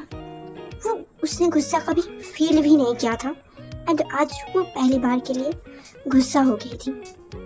यहाँ पर वो उसे अपने बेबी को बचाना था क्योंकि उसके हिसाब से ये बेबी जब आएगा तभी उसका कर्स जाएगा।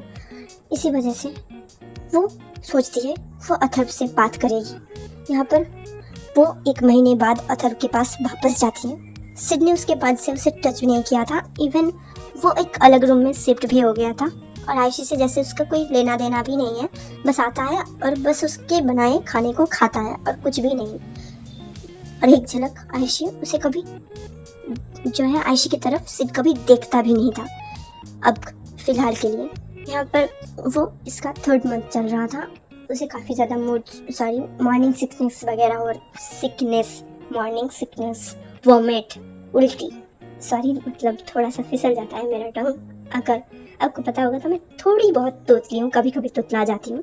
तो यहाँ पर उसे मॉर्निंग सिकनेस हो रहे थे, इसी वजह से वो काफ़ी बार उल्टी करती थी एंड उसे हैंडल करने वाला कोई भी नहीं, ना ही उसकी माँ, ना ही उसकी बहन और सबसे ज़्यादा जिससे एक्सपेक्ट किया जाता है ना ही उसका हस्बैंड। वो अथर्व के पास जाती है एंड वो उसे सब कुछ शेयर कर देती है क्योंकि उसके पास कोई और नहीं है और उसकी जो है इमोशन जो है हार्मोन्स वो डिसबैलेंस हो रहे थे, जिस वजह से उसे पता भी नहीं था कि सच में वो क्या कर रही है, जो कर रही है वो करना चाहिए या फिर नहीं। फिर भी अथर्व ये सब कुछ जानने के बाद वो उसे बोलता है तुम उसे डिवोर्स दे दो और मेरे पास वापस आ जाओ। आयशी मना कर देती है और बोलती है ये बेबी ये आ जाने के बाद मेरे ऊपर से सारा कर्ज जो भी था वो चला जाएगा। ये सुन के अथर्व वो उसे पकड़ता है कंधे से और जोड़ते हुए बोलता है तुम्हें समझ में नहीं आता क्या, ये कर्ज वर्स कुछ भी नहीं होता और तुम्हारे साथ कोई भी कर्ज नहीं है। ये सुनकर आयशी बोलती है अच्छा तुम्हारी बहन मेरी कर्ज की वजह से चली गई है, तुम इनफर्टाइल हो गए हो, स्टिल तुम ये बोलते हो कि ये कर्ज कुछ भी नहीं है। ये बोल के वो बैठ जाती है नीचे एक मतलब चेयर में वो बैठ जाती है एंड बोलती है ये कर्ज जब चला जाएगा उसके बाद सब लोग मुझे प्यार करेंगे। एंड ये बोल के उसकी आंखों से आंसू आ रहे थे। आयशी की ऐसी हालत देख के अथर्व उसे हग करने जाता था और वो हग करता है उसे। देन आयशी ऑफनली जो है अथर्व से मिलने लगी थी, कभी रिसोर्ट में, कभी जो है ऐसे पार्क वगैरह में, ताकि वो अपना मन को हल्का कर सके। और अथर्व उसे भी अच्छा लग रहा था, भले ही आयशी किसी और की है, किसी और की वाइफ है, किसी और के बच्चे की माँ बनने वाली है, फिर भी वो उसका ख्याल रखना चाहता था क्योंकि वो अभी भी फीलिंग्स रखता था आयशी के लिए। ऐसे ही कुछ दिन बीत जाते हैं। एक दिन सिड आता है और एक कार्ड फेंकता है आयशी की तरफ और बोलता है जितने पैसे लगेंगे इस कार्ड से निकाल लेना और इस बेबी को अबॉर्ट करवा दो। आयशी ये सुन के खड़ी हो जाती है, वो बैठी बैठी खा रही थी कुछ फ्रूट्स वगैरह, वो खड़े होके बोलती है मैं बेबी को अबॉर्ट नहीं करना चाहती, तुम्हें समझ में नहीं आता क्या। पहली बार उसने पलट के जवाब दिया था किसी को, उसे काफ़ी डर भी लग रहा था अंदर से। फिर सिड बोलता है तुम्हारी इतनी हिम्मत, तुम मुझे पलट के जवाब दो। वो उसे थप्पड़ मार देता है। आयशी उसकी आंखों से आंसू निकलने लगते हैं, बट वो जो है ना वो ये चीज़ फील नहीं करने देती एंड वो बोलती है, उसका वॉइस का टोन थोड़ा सा चेंज हो गया था आंसू की वजह से, कैसे इंसान हो तुम, तो फिर मेरे साथ वो सब कुछ क्यों किया जिससे बेबी आ सके। अगर तुम रिस्पॉन्सिबिलिटी नहीं उठाना चाहते हो तो करते क्यों हो ऐसा। दिन सिड को काफ़ी ज़्यादा गुस्सा आ जाता है एंड उसके गले को पकड़ लेता है वो एंड काफ़ी जोर से वो प्रेस करने लगता है, जिस वजह से आयशी वो चूक करने लगती है एंड वो मुंह से जोर जोर से सांस लेने की कोशिश कर रही थी ताकि किसी तरह वो सर्वाइव कर जाए। थोड़ी देर बाद सिड उसे छोड़ देता है आयशी खांसते हुए बैठ जाती है उसी चेयर में जहाँ पर वो बैठी बैठी खा रही थी। सिड वहाँ से चला जाता है एंड आयशी वहाँ पर रोने लगती है। ऐसे ही फिर से कुछ दिन बीत जाते हैं एंड अब उसका 3rd मंथ चल रहा था। वो रेगुलर चेकअप करवाने के लिए अथर्व के पास जाती है और अथर्व भी सब कुछ देख रहा था। अथर्व वो उसे बताता है कि अगर तुम इस बेबी को बर्थ देते हो तो तुम्हारी जान को खतरा है, क्योंकि तुम्हारी बॉडी इस प्रेगनेंसी को एक्सेप्ट नहीं कर रही है। आयशी ये सुन के वो शॉक हो जाती है एंड उसे उसी दिन की बात याद आती है जब सिड ने उसे अबॉर्शन करवाने के लिए बोला था। आयशी वो बोलती है उसे थोड़ा सा वक्त चाहिए एंड वो घर चली जाती है एंड सब कुछ वो सोचने लगती है कि अगर वो नहीं रहेगी तो सिड उस बच्चे का ख्याल भी नहीं रखेगा, तो उसे क्या करना चाहिए। बेबी को अबॉर्ट करवा देना चाहिए या फिर उसे रखना चाहिए। और वैसे भी उसकी लाइफ उतनी भी अच्छी नहीं है एंड उसे फील हो गया था अंदर से कि उसे ज़िंदा नहीं रहना है। देन वो फिर से उसी हफ्ते अथर्व के साथ मिलने के लिए जाती है एंड अथर्व से बोलती है, देखो मैं इस बेबी को रखना चाहती हूँ बट मेरा हस्बैंड वो नहीं चाहता है इस बेबी को, वो चाहता है कि मैं अबॉर्ट करवा दूँ। अथर्व बोलता है, सही तो कह रहा है, उसे तुम्हारी फिक्र है इसी वजह से बोल रहा होगा, तुमने उसे बताया ना तुम्हारी कंडीशन के बारे में। आयशी वो एक ब्रोकन से स्माइल करती है और बोलती है, नहीं उसे मेरी फिक्र नहीं है, उसे बस ये बेबी नहीं चाहिए क्योंकि मैं मदर हूँ उसकी। ये सुन के अथर्व वो चुप हो जाता है। क्या मतलब है तुम्हारा हस्बैंड वो तुमसे प्यार नहीं करता क्या, जो तुम्हारे साथ बेबी नहीं चाहता। आयशी वो सारे चोट के निशान उसे दिखाती है जो कि दिखाने लायक थे, कपड़ों के अंदर वो वाले नहीं दिखाते हैं, हाथ वगैरह में जहाँ पर लगे हुए थे। एंड बोलती हूँ वो तो मुझे मारता पीटता भी है, शायद से उसे मैं पसंद नहीं हूँ। ये सुन के अथर्व बोलता है, तो ठीक है तुम मुझे डिवोर्स दे दो और मेरे पास वापस आ जाओ प्लीज़। आयशी देखो मैं तुम्हारा ख्याल रखना चाहता हूँ, और वैसे भी अगर हमारे पास कोई बेबी नहीं होगा तो हम अडॉप्ट कर लेंगे और इस बेबी को तुम जाने दो। ये सुन के आयशी बोलती है, मैं नहीं कर सकती। उसकी आंखों में आंसू आ गए थे एंड बोलती है, मैं ऐसा नहीं करना चाहती हूँ, मैं बस किसी को अपना जो मेरा अपना हो उसे फील करना चाहती हूँ। बस इस दिन तक, जिस दिन तक मैं जिंदा हूँ, अगर ये बेबी मेरे साथ रहता है तो फिर कम से कम जब तक ये आएगा इस दुनिया में तब तक मैं किसी को अपना फील कर सकती हूँ। ये सुन के अथर्व बोलता है, मैं हूँ ना तुम्हारा अपना। आयशी बोलती है, पता है बट मैं तुम्हारी लाइफ को भी ऐसा नहीं बनाना चाहती हूँ, मुझे पता है मैं एक अनलकी हूँ। उस बाबा ने सही कहा था, मेरे 25 की उम्र तक आने तक मेरी अनलकीनेस ख़त्म होगी मेरे मरने पे। क्या तुम एक काम करोगे मेरा, हमारे पुराने रिश्ते के खातिर। अथर्व वो रोने जैसा हो गया था बट वो किसी तरह से खुद को कंट्रोल कर रहा था और उसके हाथ को पकड़ के वो बोलता है, हाँ बोलो तुम्हें क्या चाहिए वो बोलो। ये सुन के आयशी बोलती है, मेरे जाने के बाद मेरे बेबी को संभाल लोगे क्या। अथर्व ये सुन के वो चुप हो जाता है एंड स्टैचू की तरह थोड़ी देर तक वो घूरते रहता है आयशी की तरफ। ये सुन के वो उसके बाद बोलता है कि अगर तुम नहीं चाहते हो तो ठीक है, बट कम से कम जब तक तुम इस बेबी को कैरी कर रही हो तब तक तुम्हारा ख्याल रखने दो मुझे। ये सुन के आयशी वो हाँ बोलती है एंड उसके फेस में एक स्माइल थी। अभी थोड़ी देर बाद वो घर चली जाती है। अथर्व वहाँ पर ही बैठा था एंड वो रो रहा था। अब लिटरली वो खुद को कंट्रोल नहीं कर पा रहा था एंड वो उसने रो दिया था। थोड़ी देर बाद वो किसी तरीके से खुद को कंट्रोल करता है एंड वो भी अपने घर चला जाता है। आयशी वो खुद का केयर करने लगती है जो कि उसने कभी भी नहीं करा है एंड सिड से भी वो बातें करना बंद कर चुकी थी एंड वो जितना हो सके उसे अवॉइड करती। सिड ये चीज़ नोटिस तो कर रहा था बट कुछ बोल नहीं रहा था। उसके प्रेगनेंसी वाली बात को जानने के बाद ही सिड अलग रूम में शिफ्ट हो गया था एंड उस रूम को आयशी यूज़ कर रही थी जो उनका एक कमरा था वो वाली। एंड उन दोनों का मिलना काफ़ी कम हो गया था। सिड भूल ही चुका था इस बारे में कि उसने अबॉर्ट कर आया या फिर नहीं और बेबी आने भी वाला है। एंड वो खुद की लाइफ ऐसे जी रहा था जैसे जब वो अनमैरिड था तब जीता था वैसे ही। घर आता, बाहर से ही खाना खा के आता, घर पे कोई भी नहीं देता था आयशी के सिवा। और अभी उसके पास उसकी बेबी है। अभी जो है उसकी प्रेगनेंसी का 7 मंथ चल रहा था और वो रेगुलरली अथर्व के साथ मिलने जाती थी क्योंकि वो चीज़ उसे खुशी देती थी एंड उसे खुश रहना था। इसी वजह से सिड वो एक दिन देख लेता है आयशी को एक लड़के के साथ। उसने लड़के का चेहरा नहीं देखा था बट उसने आयशी को देखा था एक मीटिंग के दौरान, सेम ही जो है रिसोर्ट में वो लोग मिल रहे थे एंड सिड क्लियरली आयशी को देख पा रहा था एंड उसे मुस्कुराता हुआ उसने पहली बार देखा था एंड वो चीज़ उसे गॉर्जियस लगती है बट फिर भी वो बता नहीं पा रहा था एंड एक अजीब सी जलन उसके अंदर काम कर रही थी जिससे वो काफ़ी ज़्यादा जेलस हो रहा है उसे एक लड़के के साथ देखकर।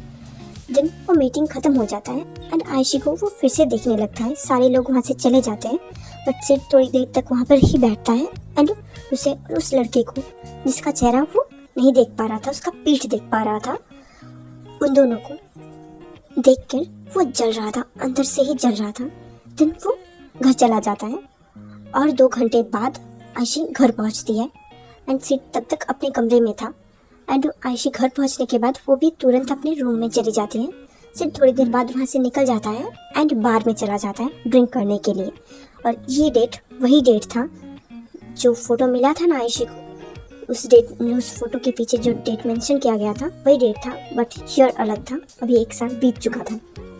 यहाँ पर सिड वो काफ़ी ज़्यादा परेशान भी था क्योंकि उसे उस लड़की की याद आ रही थी। चलिए फ्लैशबैक में दिखाते हैं कि कौन थी वो लड़की। हम देखते हैं सिड को और उस लड़की को। उस लड़की का नाम था आशी। अब हमें पता चलता है कि उस दिन जिस लड़की का नाम बार बार सिड ले रहा था वो आयशी का शॉर्ट नेम नहीं, आशी एक डिफरेंट लड़की का है। वो लड़की और सिड वो बचपन से ही एक दूसरे के फ्रेंड्स थे एंड इवन रिलेशनशिप में थे स्कूल टाइम से ही। वो दोनों जब कॉलेज में गए मतलब एडल्ट होने के बाद वो दोनों एक दूसरे के साथ एक ही साथ फ्लैट शेयर करने लगे एंड लिविंग में भी थे। ऐसे ही उनका टाइम बीत रहा था। वो दोनों एक दूसरे के साथ काफ़ी ज़्यादा खुश थे एंड वो लड़की काफ़ी फन लविंग थी एंड उसका नेचर काफ़ी अच्छा था। वो सभी से काइंडली बात करती थी, नॉट इवन सिड, मतलब कोई भी हो जाए सबसे ही वो किसी से भी कभी भी रूड नहीं होती थी एंड काफ़ी क्यूट सी लड़की थी, ना कि दिखने में बट हार्ट भी उसका काफ़ी प्योर था। सिड जिससे मतलब मरता था उस पर, लिटरली वो पागल था उसके पीछे एंड वो उसे काफ़ी ज़्यादा प्यार करता था क्योंकि वो उसका फर्स्ट लव ही नहीं, उसका एक लौता जस्ट ओनली वन था। जैसे ओनली में था सिड आयशी सिड के लिए, वैसे ही आशी यहाँ पर सिड के लिए है। यहाँ पर वो दोनों एक बीच में जाते हैं एंड वहाँ पर वो लोग वेकेशन में जाते हैं, मतलब अपना ग्रेजुएशन कंप्लीट करने के बाद वहाँ पर वो काफ़ी ज़्यादा मस्ती करते हैं एंड वहाँ पर आशी को पता चलता है दैट शी इज़ प्रेग्नेंट और इस बारे में वो सिड को बताती है। सिड ये जानने के बाद वो खुश हो जाता है एंड वो एक प्रपोजल अरेंज करने के बारे में सोचता है। वो आशी को प्रपोज करना चाहता था शादी के लिए। वो अपने सारे फ़ोटोज़ को इकट्ठा करने लगता है, जितने भी उसके पास फ़ोटोज़ थे बचपन से लेके आज तक एक दूसरे के साथ या फिर आशी के अकेले की सारे फ़ोटोज़ लेके वो डेकोरेट करता है। मतलब टेरेस टाइप का जगह था, मतलब उसके ही घर की टेरेस था एंड वहाँ पर हर जगह उस फोटोज़ को चिपकाता है एंड बलून्स वगैरह से वो काफ़ी अच्छे से डेकोरेट करता है।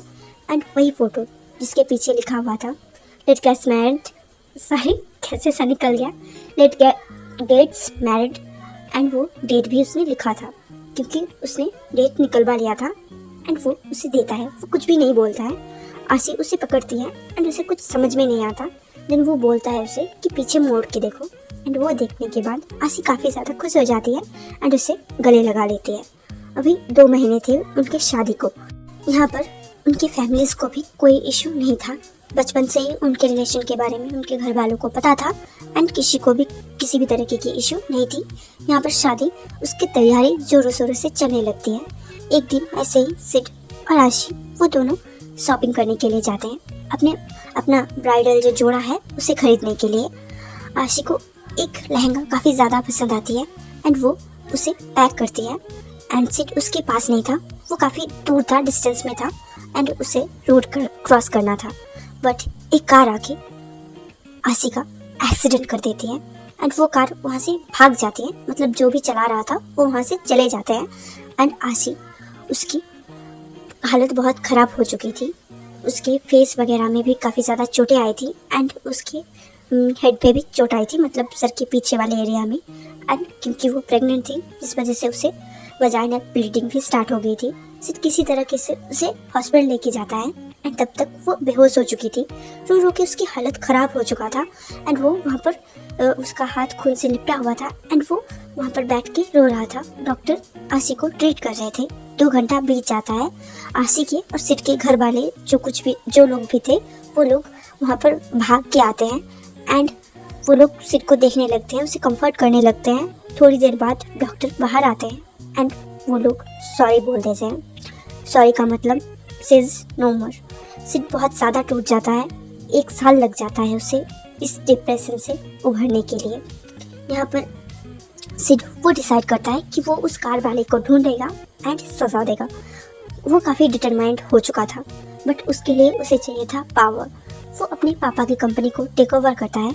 आशी वो भी एक लौती बारिश थी, वो उनका भी कंपनी टेक ओवर कर लेता है क्योंकि उसके पेरेंट्स भी उसे अपना बेटा मानते थे और उनका कोई और भी नहीं था उनके फैमिली में। इसी वजह से वो अपने माँ बाप के साथ साथ आशी के पेरेंट्स का भी ख्याल रखता था एंड उसको वो दोनों कंपनीज को ही सिड संभाल रहा था। उसके साथ साथ वो उसे भी ढूंढ रहा था।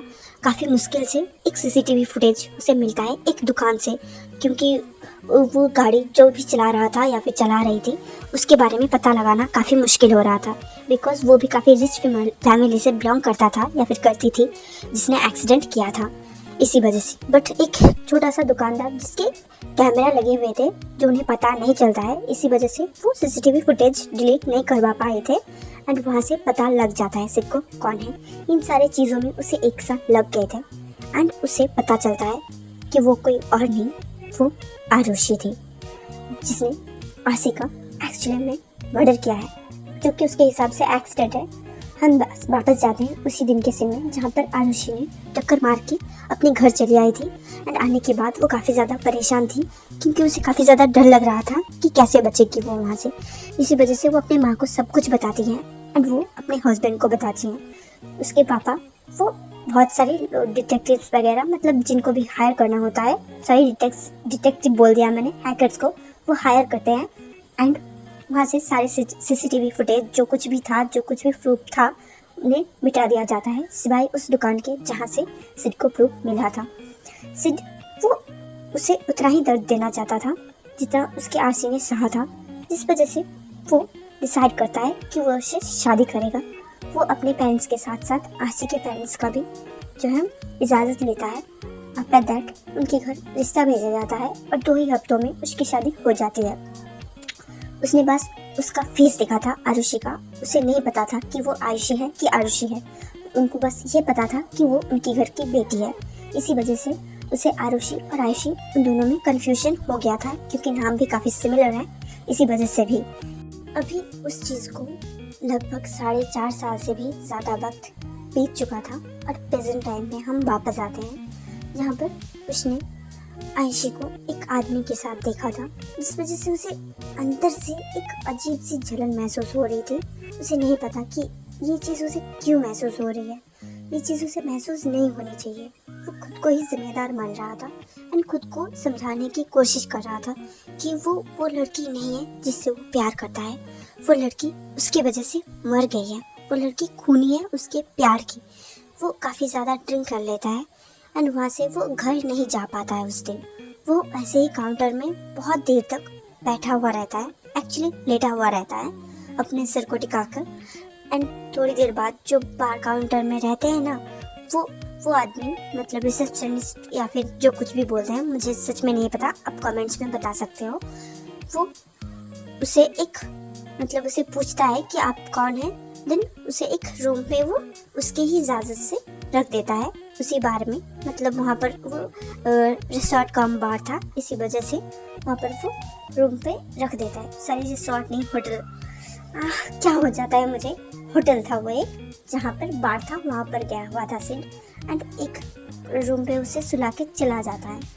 देन सिड वो घर नहीं जाता कुछ दिनों के लिए, 2 महीनों के लिए, सॉरी मतलब 2 महीनों के लिए वो बाहर ही रहता है एंड अपने काम के चक्कर में रहता है।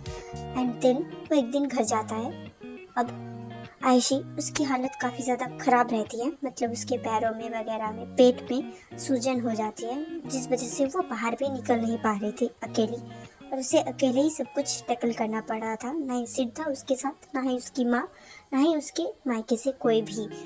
दूसरी तरफ आरुषि वो घर चली आई थी भाग्य शादी करने के 2 हफ्ते बाद ही। उसकी माँ ने उसे एक्सेप्ट भी कर लिया था एंड आयुषी को उन्होंने ऐसे ही छोड़ दिया था। मतलब ना ही उसके बारे में फिर से कभी पता लगाने की कोशिश करी गई, ना ही कुछ। मतलब वो भाड़ में चली गई उनके लिए, और वो जिंदा है मर गई और कोई लेना देना नहीं है। उन्होंने बचपन से ही उसे नफरत किया है, बस नफरत, कभी भी प्यार नहीं दिखा पाई है। Back to the present. यहाँ पर सिड अपने घर जाता है 2 महीने बाद। अभी आयुषी उसका 9वां महीना चल रहा था और कभी भी बेबी आ सकता था। इसी वजह से अथर्व हर रोज उसे मिलने जाता एंड उसका टेक केयर करता, और हमेशा उसके जो है इमरजेंसी कॉल्स में अथर्व का नंबर वो सेट करके रख दिया था, ताकि वो उसे जब चाहे मदद मांग सकता था। अभी उसके डेट भी नज़दीक आ रहे थे। आज आयुषी का जन्मदिन था और वो खुद को पहली बार के लिए स्पेशल फील करवाने के बारे में सोचती है, जिस वजह से वो बहुत सारा खाना ऑर्डर करती है अपने लिए, अपने पसंद का। अथर्व को भी वो इनवाइट करती है एंड वो अथर्व के साथ लंच कर रही थी और सिड तभी आ जाता है एंड वो अथर्व को देख के वो काफ़ी ज़्यादा गुस्सा हो जाता है एंड वो घर के अंदर नहीं आता, वो बाहर से ही उन्हें देख रहा था। देन वो चला जाता है फिर से। मतलब उन दोनों ने उसे नोटिस नहीं किया, बट एक आदमी आया था, ये चीज़ सिड ने नोटिस कर ली एंड घर से बाहर चला गया। उसे फिर से ऐसे ही जलन महसूस हो रही थी कि आयुषी उसकी वाइफ होके वो किसी और मर्द के साथ कैसे मिल सकती है तो उसकी वाइफ ही ना। वो फिर से एक बार में जाता है और आज उसने अपने कुछ बेवड़े दोस्तों को भी बुलाया था एंड उनमें से एक के साथ वो सब कुछ जो है शेयर करता है। तब वो मतलब गंदी जबान का आदमी वो उसकी वाइफ को ही कैरेक्टरलेस बुलाने लग जाती है एंड उससे ये भी सवाल कर लेता है कि बच्चा तो तुम्हारा है ना, या फिर उस आदमी का है। ये सुन के खून खौल जाता है सिड का एंड वो बहुत ही ज़्यादा ड्रिंक कर लेता है एंड वो जो फ्रेंड था उसे, मतलब जो ग्रुप के जो फ्रेंड्स थे उनमें से एक ने उसे घर छोड़ दिया था आज एंड वो घर चला जाता है एंड जाते ही वो अपने कमरे में जाता है। मतलब जिस कमरे में वो फिलहाल के रह रहा था उसमें नहीं, जहाँ पर वो पहले रहता था, मतलब आयुषी के कमरे में। एंड वहाँ पर जाने के बाद वो देखता है कि आयुषी लेटी हुई है एंड वो एक साइड करके लेटी हुई थी एंड उसका बैक साइड दिख रहा था। उसने एक शॉर्ट 1 पीस टाइप का कपड़ा पहना हुआ था जो कि उसके घुटने के ऊपर तक आते थे एंड उसके लेग्स थोड़ा बहुत शो हो रहे थे क्योंकि चादर उसके पूरे पैर को नहीं ढक रहे थे, थोड़ा सा ही शो हो रहा था। ये देख के वो उसकी तरफ अट्रैक्ट होने लगता है एंड वो उसके करीब जाने लगता है। जब भी उसने आयुषी को छुआ तभी आयुषी उठ जाती है क्योंकि उसकी नींद बहुत गहरी नहीं होती थी फिलहाल के लिए। वो उठ के बैठ जाती है, काफ़ी मुश्किल से बैठती है एंड वो सिड को देख के हैरान हो जाती है एंड वो उसे पूछती भी है तुम यहाँ पर क्या कर रहे हो, क्यों आए हो। एंड वो उसे जो है शराब की स्मेल वो काफ़ी तेज़ आ रही थी। उसे पता था कि इस आदमी ने शराब पी रखी है एंड वो उससे पूछती है कि तुमने शराब पी, क्यों पी। एंड उसे कोई भी जवाब ना देते हुए वो उसके क्लोज जाने लगता है एंड वो बोलता है कि तुम उस आदमी के बच्चे से प्रेग्नेंट हो ना, और जब मैंने इस बच्चे को गिराने के लिए बोला तब तुम मानी भी नहीं। तुम्हें उस आदमी के पास जाना है ना, मुझे छोड़ के तुम्हें उसके पास जाना है। आयुषी ये सुन के हैरान हो जाती है एंड वो उसे रेजिस्ट करने लगती है। उसने उसके हाथ पकड़े हुए थे, मतलब सिड ने आयुषी के हाथ पकड़े हुए थे एंड ऊपर कर देता है एंड वो उसे किस करने लगता है एंड वो उसके साथ फोर्स करता है। आयुषी बहुत रेजिस्ट करने की कोशिश करती है बट वो नहीं छोड़ता उसे। थोड़ी देर बाद का सीन देखते हैं। बहुत सारा ब्लड था वहाँ पे एंड फैला हुआ था पूरा। आयुषी वो अधमरी हालत में थी और सिड वो वहाँ से उठ के चला जाता है एंड अपने कमरे में जाके सो जाता है। आयुषी किसी तरीके से अपना फ़ोन उठाती है एंड अथर्व को कॉल लगाती है। रात में अथर्व सो रहा था, इसी वजह से थोड़ा लेट होता है।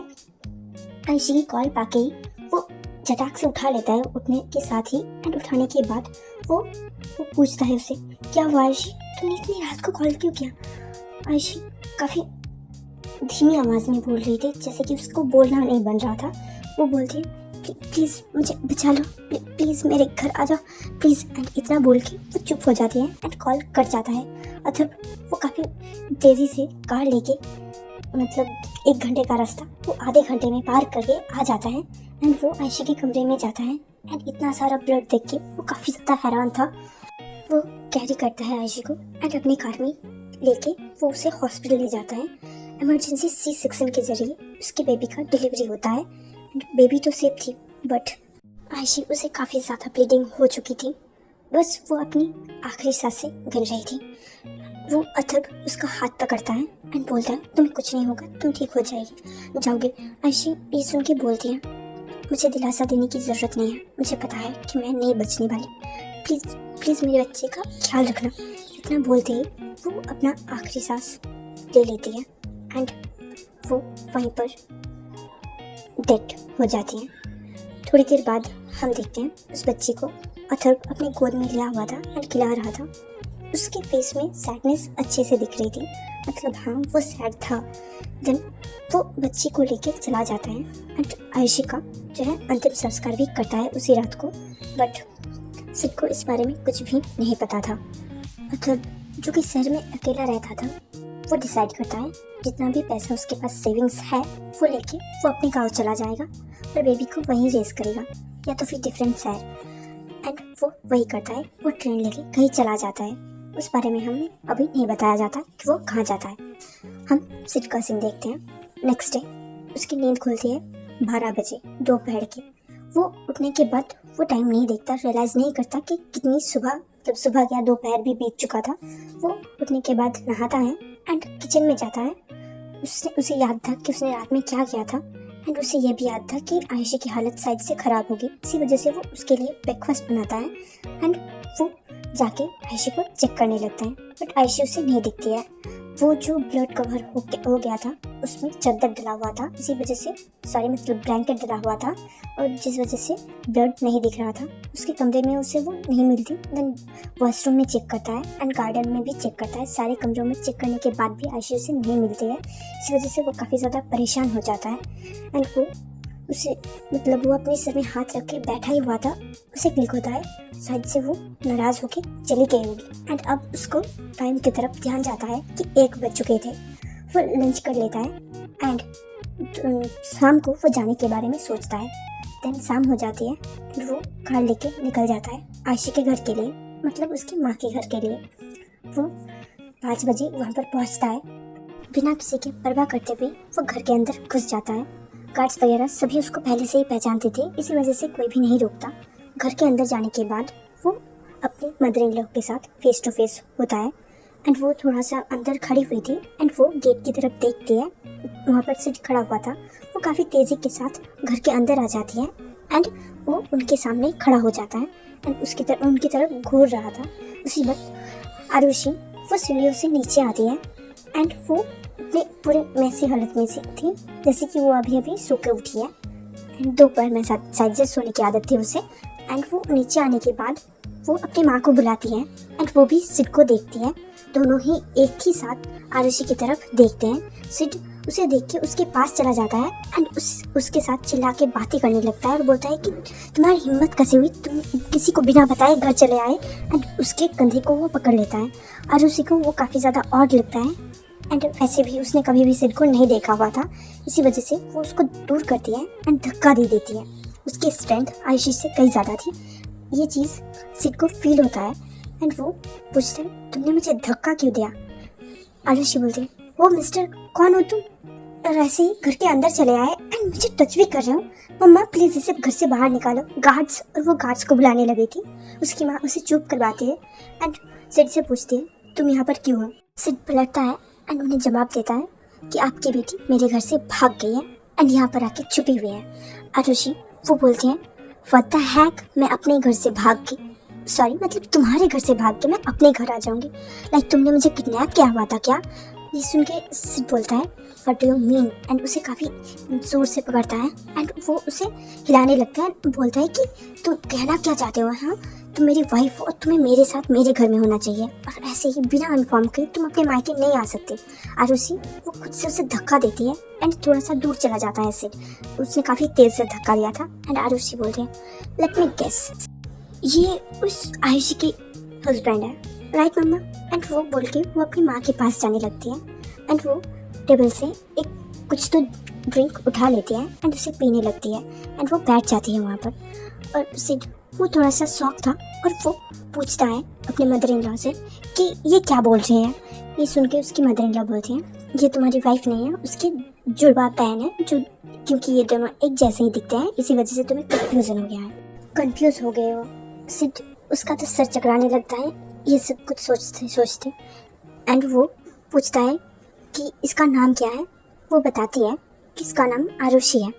सिड को सडन रियलाइज होता है कि उसकी शादी आयुषी से नहीं आरुषि से होने वाली थी।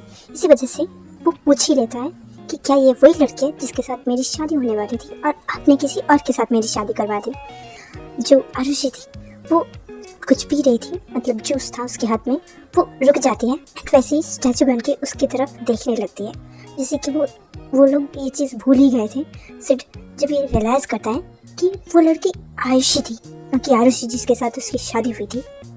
एंड वो अभी सब कुछ अच्छे से समझ पा रहा था कि आयुषी ऐसी लड़की हो ही नहीं सकती कि जो किसी को मार के भाग जाए। वो वहाँ से निकल जाता है एंड कार में जाते जाते सब कुछ वो रिवाइंड कर रहा था जो कुछ भी उसके लाइफ में हुआ था। देन वो अपना घर पहुँच जाता है एंड अभी रात के 10 बज चुके थे। अभी तक आयुषी का कोई अता पता नहीं चल रहा था क्योंकि लास्ट नाइट को ही उसकी अंतिम संस्कार हो चुकी थी एंड अथर चला भी गया था वहाँ से। उसे काफ़ी ज़्यादा रोना आ रहा था। वो रो रहा था एंड उसने कुछ खाया भी नहीं था। वहाँ से आने के बाद वो आयुषी के कमरे में जाता है एंड उसे चेक करने लगता है। फिर से वो लेट जाता है उसके बेड पे एंड वो जब ब्लैंकेट उठाता है देन वो वहाँ पर ब्लड को नोटिस करता है जो कि आयुषी का था। देन वो घर में चेक करने लगता है। सारे सामान जैसे कि तैसे ही थे बट आयुषी ही गायब थी। उसने एक भी सामान घर से नहीं उठाया था जाने से पहले, जिस वजह से सिड को वो काफ़ी ज़्यादा टेंस होने लगता है एंड उससे याद आता है कि उसे कहीं से तो सीसीटीवी फुटेज मिल ही सकता है, जैसे उसको आशी की मौत के बारे में पता चला था, मतलब उसके किलर के बारे में। इसी वजह से वो चेक करने लगता है। उसके घर के बाहर ही एक सीसीटीवी लगा हुआ था एंड वहाँ पर वो देख पाता है कि आयुषी की हालत काफ़ी ज़्यादा खराब थी एंड अथर उसे उठा के लेके जा रहा था। उसका फेस अच्छे से समझ तो नहीं आ रहा था बट कपड़ों से ये समझ आ रहा था कि वो आयुषी ही थी। ये देख के वो काफ़ी ज़्यादा रोने लगता है एंड वो उसे समझ में नहीं आ रहा था। शायद से उसने फिर से अपने पार्टनर को खो दिया है। ये चीज़ उसके दिल को खाए जा रही थी एंड वो वहाँ पर बैठ जाता है एंड काफ़ी ज़्यादा रोने लगते हैं एंड वो फेंट हो जाता है अनकॉन्शियस। नेक्स्ट डे वो उठता है एंड वो डिसाइड करता है कि वो आयुषी को ढूंढने के लिए जाएगा। बट उसे कुछ भी नहीं पता था, ना ही उसको अतब के बारे में पता था। इसी वजह से वो फिर से वहाँ पर जाता है एंड वो आरुषि से पूछने लगता है कि कोई लड़का था उसकी ज़िंदगी में, कोई फ्रेंड या फिर बॉयफ्रेंड। ये सुन के आयुषि बता देती है कि उसका एक बॉयफ्रेंड था, अतब नाम था उसका, एंड शायद से उसी के साथ भाग गई होगी आयुषि। ये बोल के वो मतलब सिड वहाँ से चला आता है एंड सिड ढूंढने लगता है अथर्व को एंड आयुषी को। उसे अभी भी लग रहा था कि आयुषी जिंदा है। अथर्व कहाँ गया है, सिड को ये पता लगाने में काफ़ी ज़्यादा टाइम लग जाता है क्योंकि उसे नहीं पता था कि अथर्व कौन से स्टेशन से गया है। फिर भी अगर उसे ढूंढ भी लिया था बट वो उस शहर में भी नहीं था, वो चला गया था कहीं और पे। एंड ऐसे ही वो 4 साल तक उसे ढूंढता ही रहता है क्योंकि अब उसे पता था कि जो कुछ भी उसके लाइफ में ख़राब हुआ है, बुरा हुआ है, वो आयुषी के वजह से नहीं, आरुषि की वजह से है। एंड वो उनके साथ बिजनेस राइवली के ज़रिए उन्हें बर्बाद कर देता है ताकि उसे भी सज़ा मिल सके। एंड वो आयुषी को फिर से ढूंढना चाहता था, उससे माफ़ी मांगना चाहता था एंड वो दोनों साथ में रहते, ऐसा ही उसका विज़न था। बट वो उसे नहीं मिलने वाली थी। अब 4 साल बीत चुके थे। बेबी उसका नाम भी अथर्व ने आयुषी ही रखा था एंड उसे वो पाल रहा था।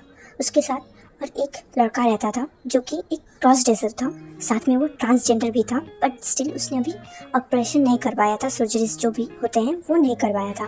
और बट वो एक लड़की की तरह ही रहता था उसके साथ। एंड वो जो आयुषी थी, मतलब लिटिल आयुषी, वो उसे ही मम्मा समझती थी, मतलब उसे ही वो खुद की माँ समझती थी। हाँ, मतलब ब्रेस्ट इम्प्लांटेशंस, सॉरी मतलब ऊपर वाले जो सर्जरीज होते हैं, I don't know the exact name, but फिर भी जो ऊपर वाले सर्जरीज होते हैं वो करवा लिए थे उसने, बस बॉटम वाले नहीं करवाए थे। वहाँ से वो एक मैन ही था और अभी भी बाप बन सकता था, माँ नहीं बन सकता था कभी भी। ठीक है, चलिए कहानी पे वापस आते हैं। उस लड़की का नाम था, ओरिजिनली उसके माँ बाप ने उसका नाम आशीष रखा था एंड उसने खुद का नाम चेंज करवा के आशी करवा लिया था। हाँ, मुझे पता है आशी नाम का मैं दो डाल रही हूँ, स्टिल मेरे पास और कोई नाम नहीं है। तुम सजेस्ट कर सकते हो, मैं आगे की सीरीज में यूज़ कर सकती हूँ। ओके, कहानी पे वापस आते हैं। एंड उसके हिसाब से अथर्व उसका पापा था एंड आशी उसकी माँ थी। ओके, एंड वो दोनों फ्यूचर में जाके शादी करने के बारे में भी सोचते हैं, क्योंकि अभी भी 4 साल बीत चुके थे आशी के जाने के बाद। एंड वो दोनों लिव इन में रह रहे थे एंड वो दोनों एक दूसरे से प्यार भी करते थे, बट कभी भी अभी तक फिजिकल नहीं हुए थे। इस बार सिड उन्हें ढूंढ ही लेता है एंड उसके पास उनका एड्रेस था एंड वो काफ़ी खुश था, क्योंकि उसके हिसाब से आज उसे आयशी मिलने वाली है और उसके साथ उसे एक बहुत बड़ा वाला झटका भी मिलेगा और आयशी भी मिलेगी, बट वो लिटिल वाली आयशी। वो जाता है एंड जाने के बाद वो बेल बजाता है, आयशी आती है एंड वो एक स्टूल लेके खोलती है, क्योंकि उसके पेरेंट्स अभी बाहर के साइड में नहीं थे, घर के अंदर के साइड में थे एंड वो काफ़ी क्यूरियस थी कि कैसे खोला जाता है। इसी वजह से वो खोल देती है एंड वो आयशी को देख के वो शॉक हो जाता है, बट खुश भी होता है एंड वो उससे गले लगा लेता है, क्योंकि उसके हिसाब से वो उसकी और आयशी की बेटी होगी। हाँ, एक्चुअली सच में था, बट सच उसे नहीं पता चलने वाला था। वो उसे गले लगा लेता है। ये देख के आयशी वो चीख देती है एंड मम्मा पापा करके चिल्लाने लगती है। उसके पेरेंट्स वो अंदर से भाग के आते हैं एंड सिड को देख के उससे छीन लेती है। जो आशी है वो आयशी को छीन लेती है उससे एंड गोद में लेके उसे सहलाने लगती है। आयशी वो काफ़ी ज़्यादा डर गई थी, क्योंकि उसके हिसाब से एक किडनैपर उसे किडनैप करने के लिए आया था। एंड आयशी वो पूछती है कौन हो तुम और मेरी बच्ची को ऐसे क्यों पकड़ रहे हो, और वो अपनी बच्ची को चुप कराने लगती है, क्योंकि वो काफ़ी ज़्यादा डर गई थी। अथर्व वो पहचान नहीं पाता सिड को, क्योंकि उसने बस एक ही बार देखा था उसे। एंड सिड वो पूछता है क्या आप अथर्व हैं, डॉक्टर अथर्व? अथर्व ये सुनने के बाद वो बोलता है हाँ मैं ही हूँ, क्या काम था आपको? सिड बोलता है उसके हाथ को पकड़ के कि मैं सिद्धार्थ आयशी के हस्बैंड, प्लीज़ मुझे बता दो वो कहाँ पर है। ये सुन के अथर्व वो शॉक हो जाता है एंड वो बोलता है कि वो अब इस दुनिया में नहीं है, उसी दिन वो उसकी डेथ हो चुकी थी। सिड पूछता है और हमारा बच्चा वो कहाँ पर है? प्लीज़ मुझे पता है कि तुम्हें पता है, प्लीज़ ऐसा मत बोलो कि वो उसकी आशी जो सब कुछ जानती थी वो बोलती है तुम्हें उसको मार के जान नहीं मिला क्या, और उसकी भी डेथ हो चुकी है। एंड अगर तुम्हें ये लग रहा है कि मेरी बेटी उसकी बेटी है, तो अपना ये जो गलतफहमी है ना वो पालना बंद कर दो, क्योंकि ये मेरी बेटी है, मेरी और मेरे हस्बैंड अथर्व की बेटी है। एंड वो उसे गले लगा लेती है एंड उसको किस करती है और बोलती है और मेरी बेटी को अपना बेटी समझ के खुद के साथ ले जाने के बारे में सोचा भी ना तो मैं तुम्हें नहीं छोड़ूंगी। ये बोल के वो बच्ची को लेके घर के अंदर चली जाती है। अथर्व वो बोलता है देखिए आयशी की डेथ हो चुकी है। अथर्व की ये बात सुन के सिड बोलता है देखो मुझे पता है कि तुम्हारा और आयशी का रिलेशन था। अथर्व बोलता है था, अभी नहीं है, एंड वैसे भी आपकी शादी हुई थी उसके साथ एंड उससे कई साल पहले हमारा ब्रेकअप हो चुका था, तो इस बारे में बात करने का कोई फ़ायदा ही नहीं है। और वैसे भी आपकी वाइफ मर चुकी है और वो आपको पता भी नहीं है। लिटरली सच ही कहा था उसने कि आप उसके बेबी का ध्यान भी नहीं रखने वाले हैं उसके जाने के बाद। ये सुन के अथर्व की ये बात सुन के सिड बोलता है क्या मतलब है उसके जाने के बाद बेबी का ध्यान रखने वाली बात कहाँ से आ गई? वो प्लीज़ अब मुझे सब कुछ सच बताएंगे क्या?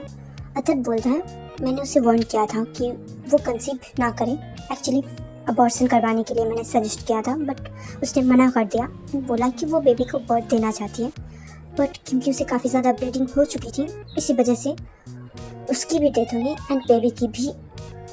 ये इतना बोल के वो चुप हो जाता है, क्योंकि वो ये चीज़ नहीं बोल पा रहा था, ये झूठ नहीं बोल पा रहा था कि बच्ची इस दुनिया में नहीं है, बट सिड वो मान लेता है एंड वहाँ से चला जाता है। एंड हमारी कहानी का यहीं पर मैं ख़त्म करती हूँ। आई होप आपको पसंद आया होगा, पसंद आया तो प्लीज़ लाइक शेयर सब्सक्राइब करना मेरे चैनल को, और हाँ एक प्यार सा कमेंट कर देना प्लीज़। मुझे पसंद आता है अगर आप में से कोई भी कमेंट करता है, कुछ भी बोलता है मुझे, पर आप हो कि कमेंट ही नहीं करते हो, बहुत ही कम कमेंट करते हो आप लोग। एंड हाँ एक चीज़ के बारे में कि मेरी फर्स्ट जो स्टोरी थी अंशु का लव, शायद से सही प्रोनाउंस कर रही हूँ या फिर नहीं, आई डोंट नो, मुझे याद नहीं आ रहा है, बट फर्स्ट वाली जो स्टोरी है उसके नीचे कमेंट था, किसी ने बोला था कि आयशी ने सिड से बदला क्यों नहीं लिया। तो हमेशा हमें बदला लेने की ज़रूरत नहीं पड़ती है, हाँ, कभी कभी भगवान हमारी तरफ से बदला ले लेता है। जैसे सिड की शादी सगुन से हो गई थी, उसका बदला पूरा वैसे भी उसे नहीं मिला था जिस वजह से उसने आयशी को छोड़ा था। एंड हमेशा बदला लेना ज़रूरी नहीं होता है, कभी कभी अपने हाल में भी छोड़ देना चाहिए। और कर्मा हमेशा जो आप कर्म करोगे उसका फल हमेशा ही मिलेगा ही आपको। सॉरी मैं बहुत ज़्यादा नर्वस हो गई हूँ, इसी वजह से अच्छे से बोल नहीं पा रही हूँ। बट एक बात, आप भले किसी भी धर्म में माने, बट एक चीज़ तो मानेंगे ना, जो भी आप कर्म करते हो उसका फल आपको ज़रूर मिलता है। वैसे भी मैं भले हिंदू हूँ बट मैं किसी गॉड को नहीं मानती हूँ। हाँ, एक पर्टिकुलर गॉड को मानना होता है, वैसे मैं नहीं मानती हूँ, बट मैं कर्म में बिलीव करती हूँ, कर्मा में बिलीव करती हूँ। एंड वही हुआ था सिड के साथ वहाँ पर। इसी वजह से आप अगर कुछ बुरा करते हो, मैं आपको नहीं बोल रही हूँ, अगर कोई कुछ बुरा करता है तो उसके साथ बुरा होगा ही, ये हमेशा याद रखना। भले ही कहाँ से भी आप बिलोंग करते हो, कोई मैटर नहीं करता है। आप इंसान हो, कोई जानवर हो, जो कुछ भी हो, अगर आप बुरा करते हो तो आपके साथ बुरा होगा। And this is the final truth of life मेरे हिसाब से। And thank you for watching, bye bye.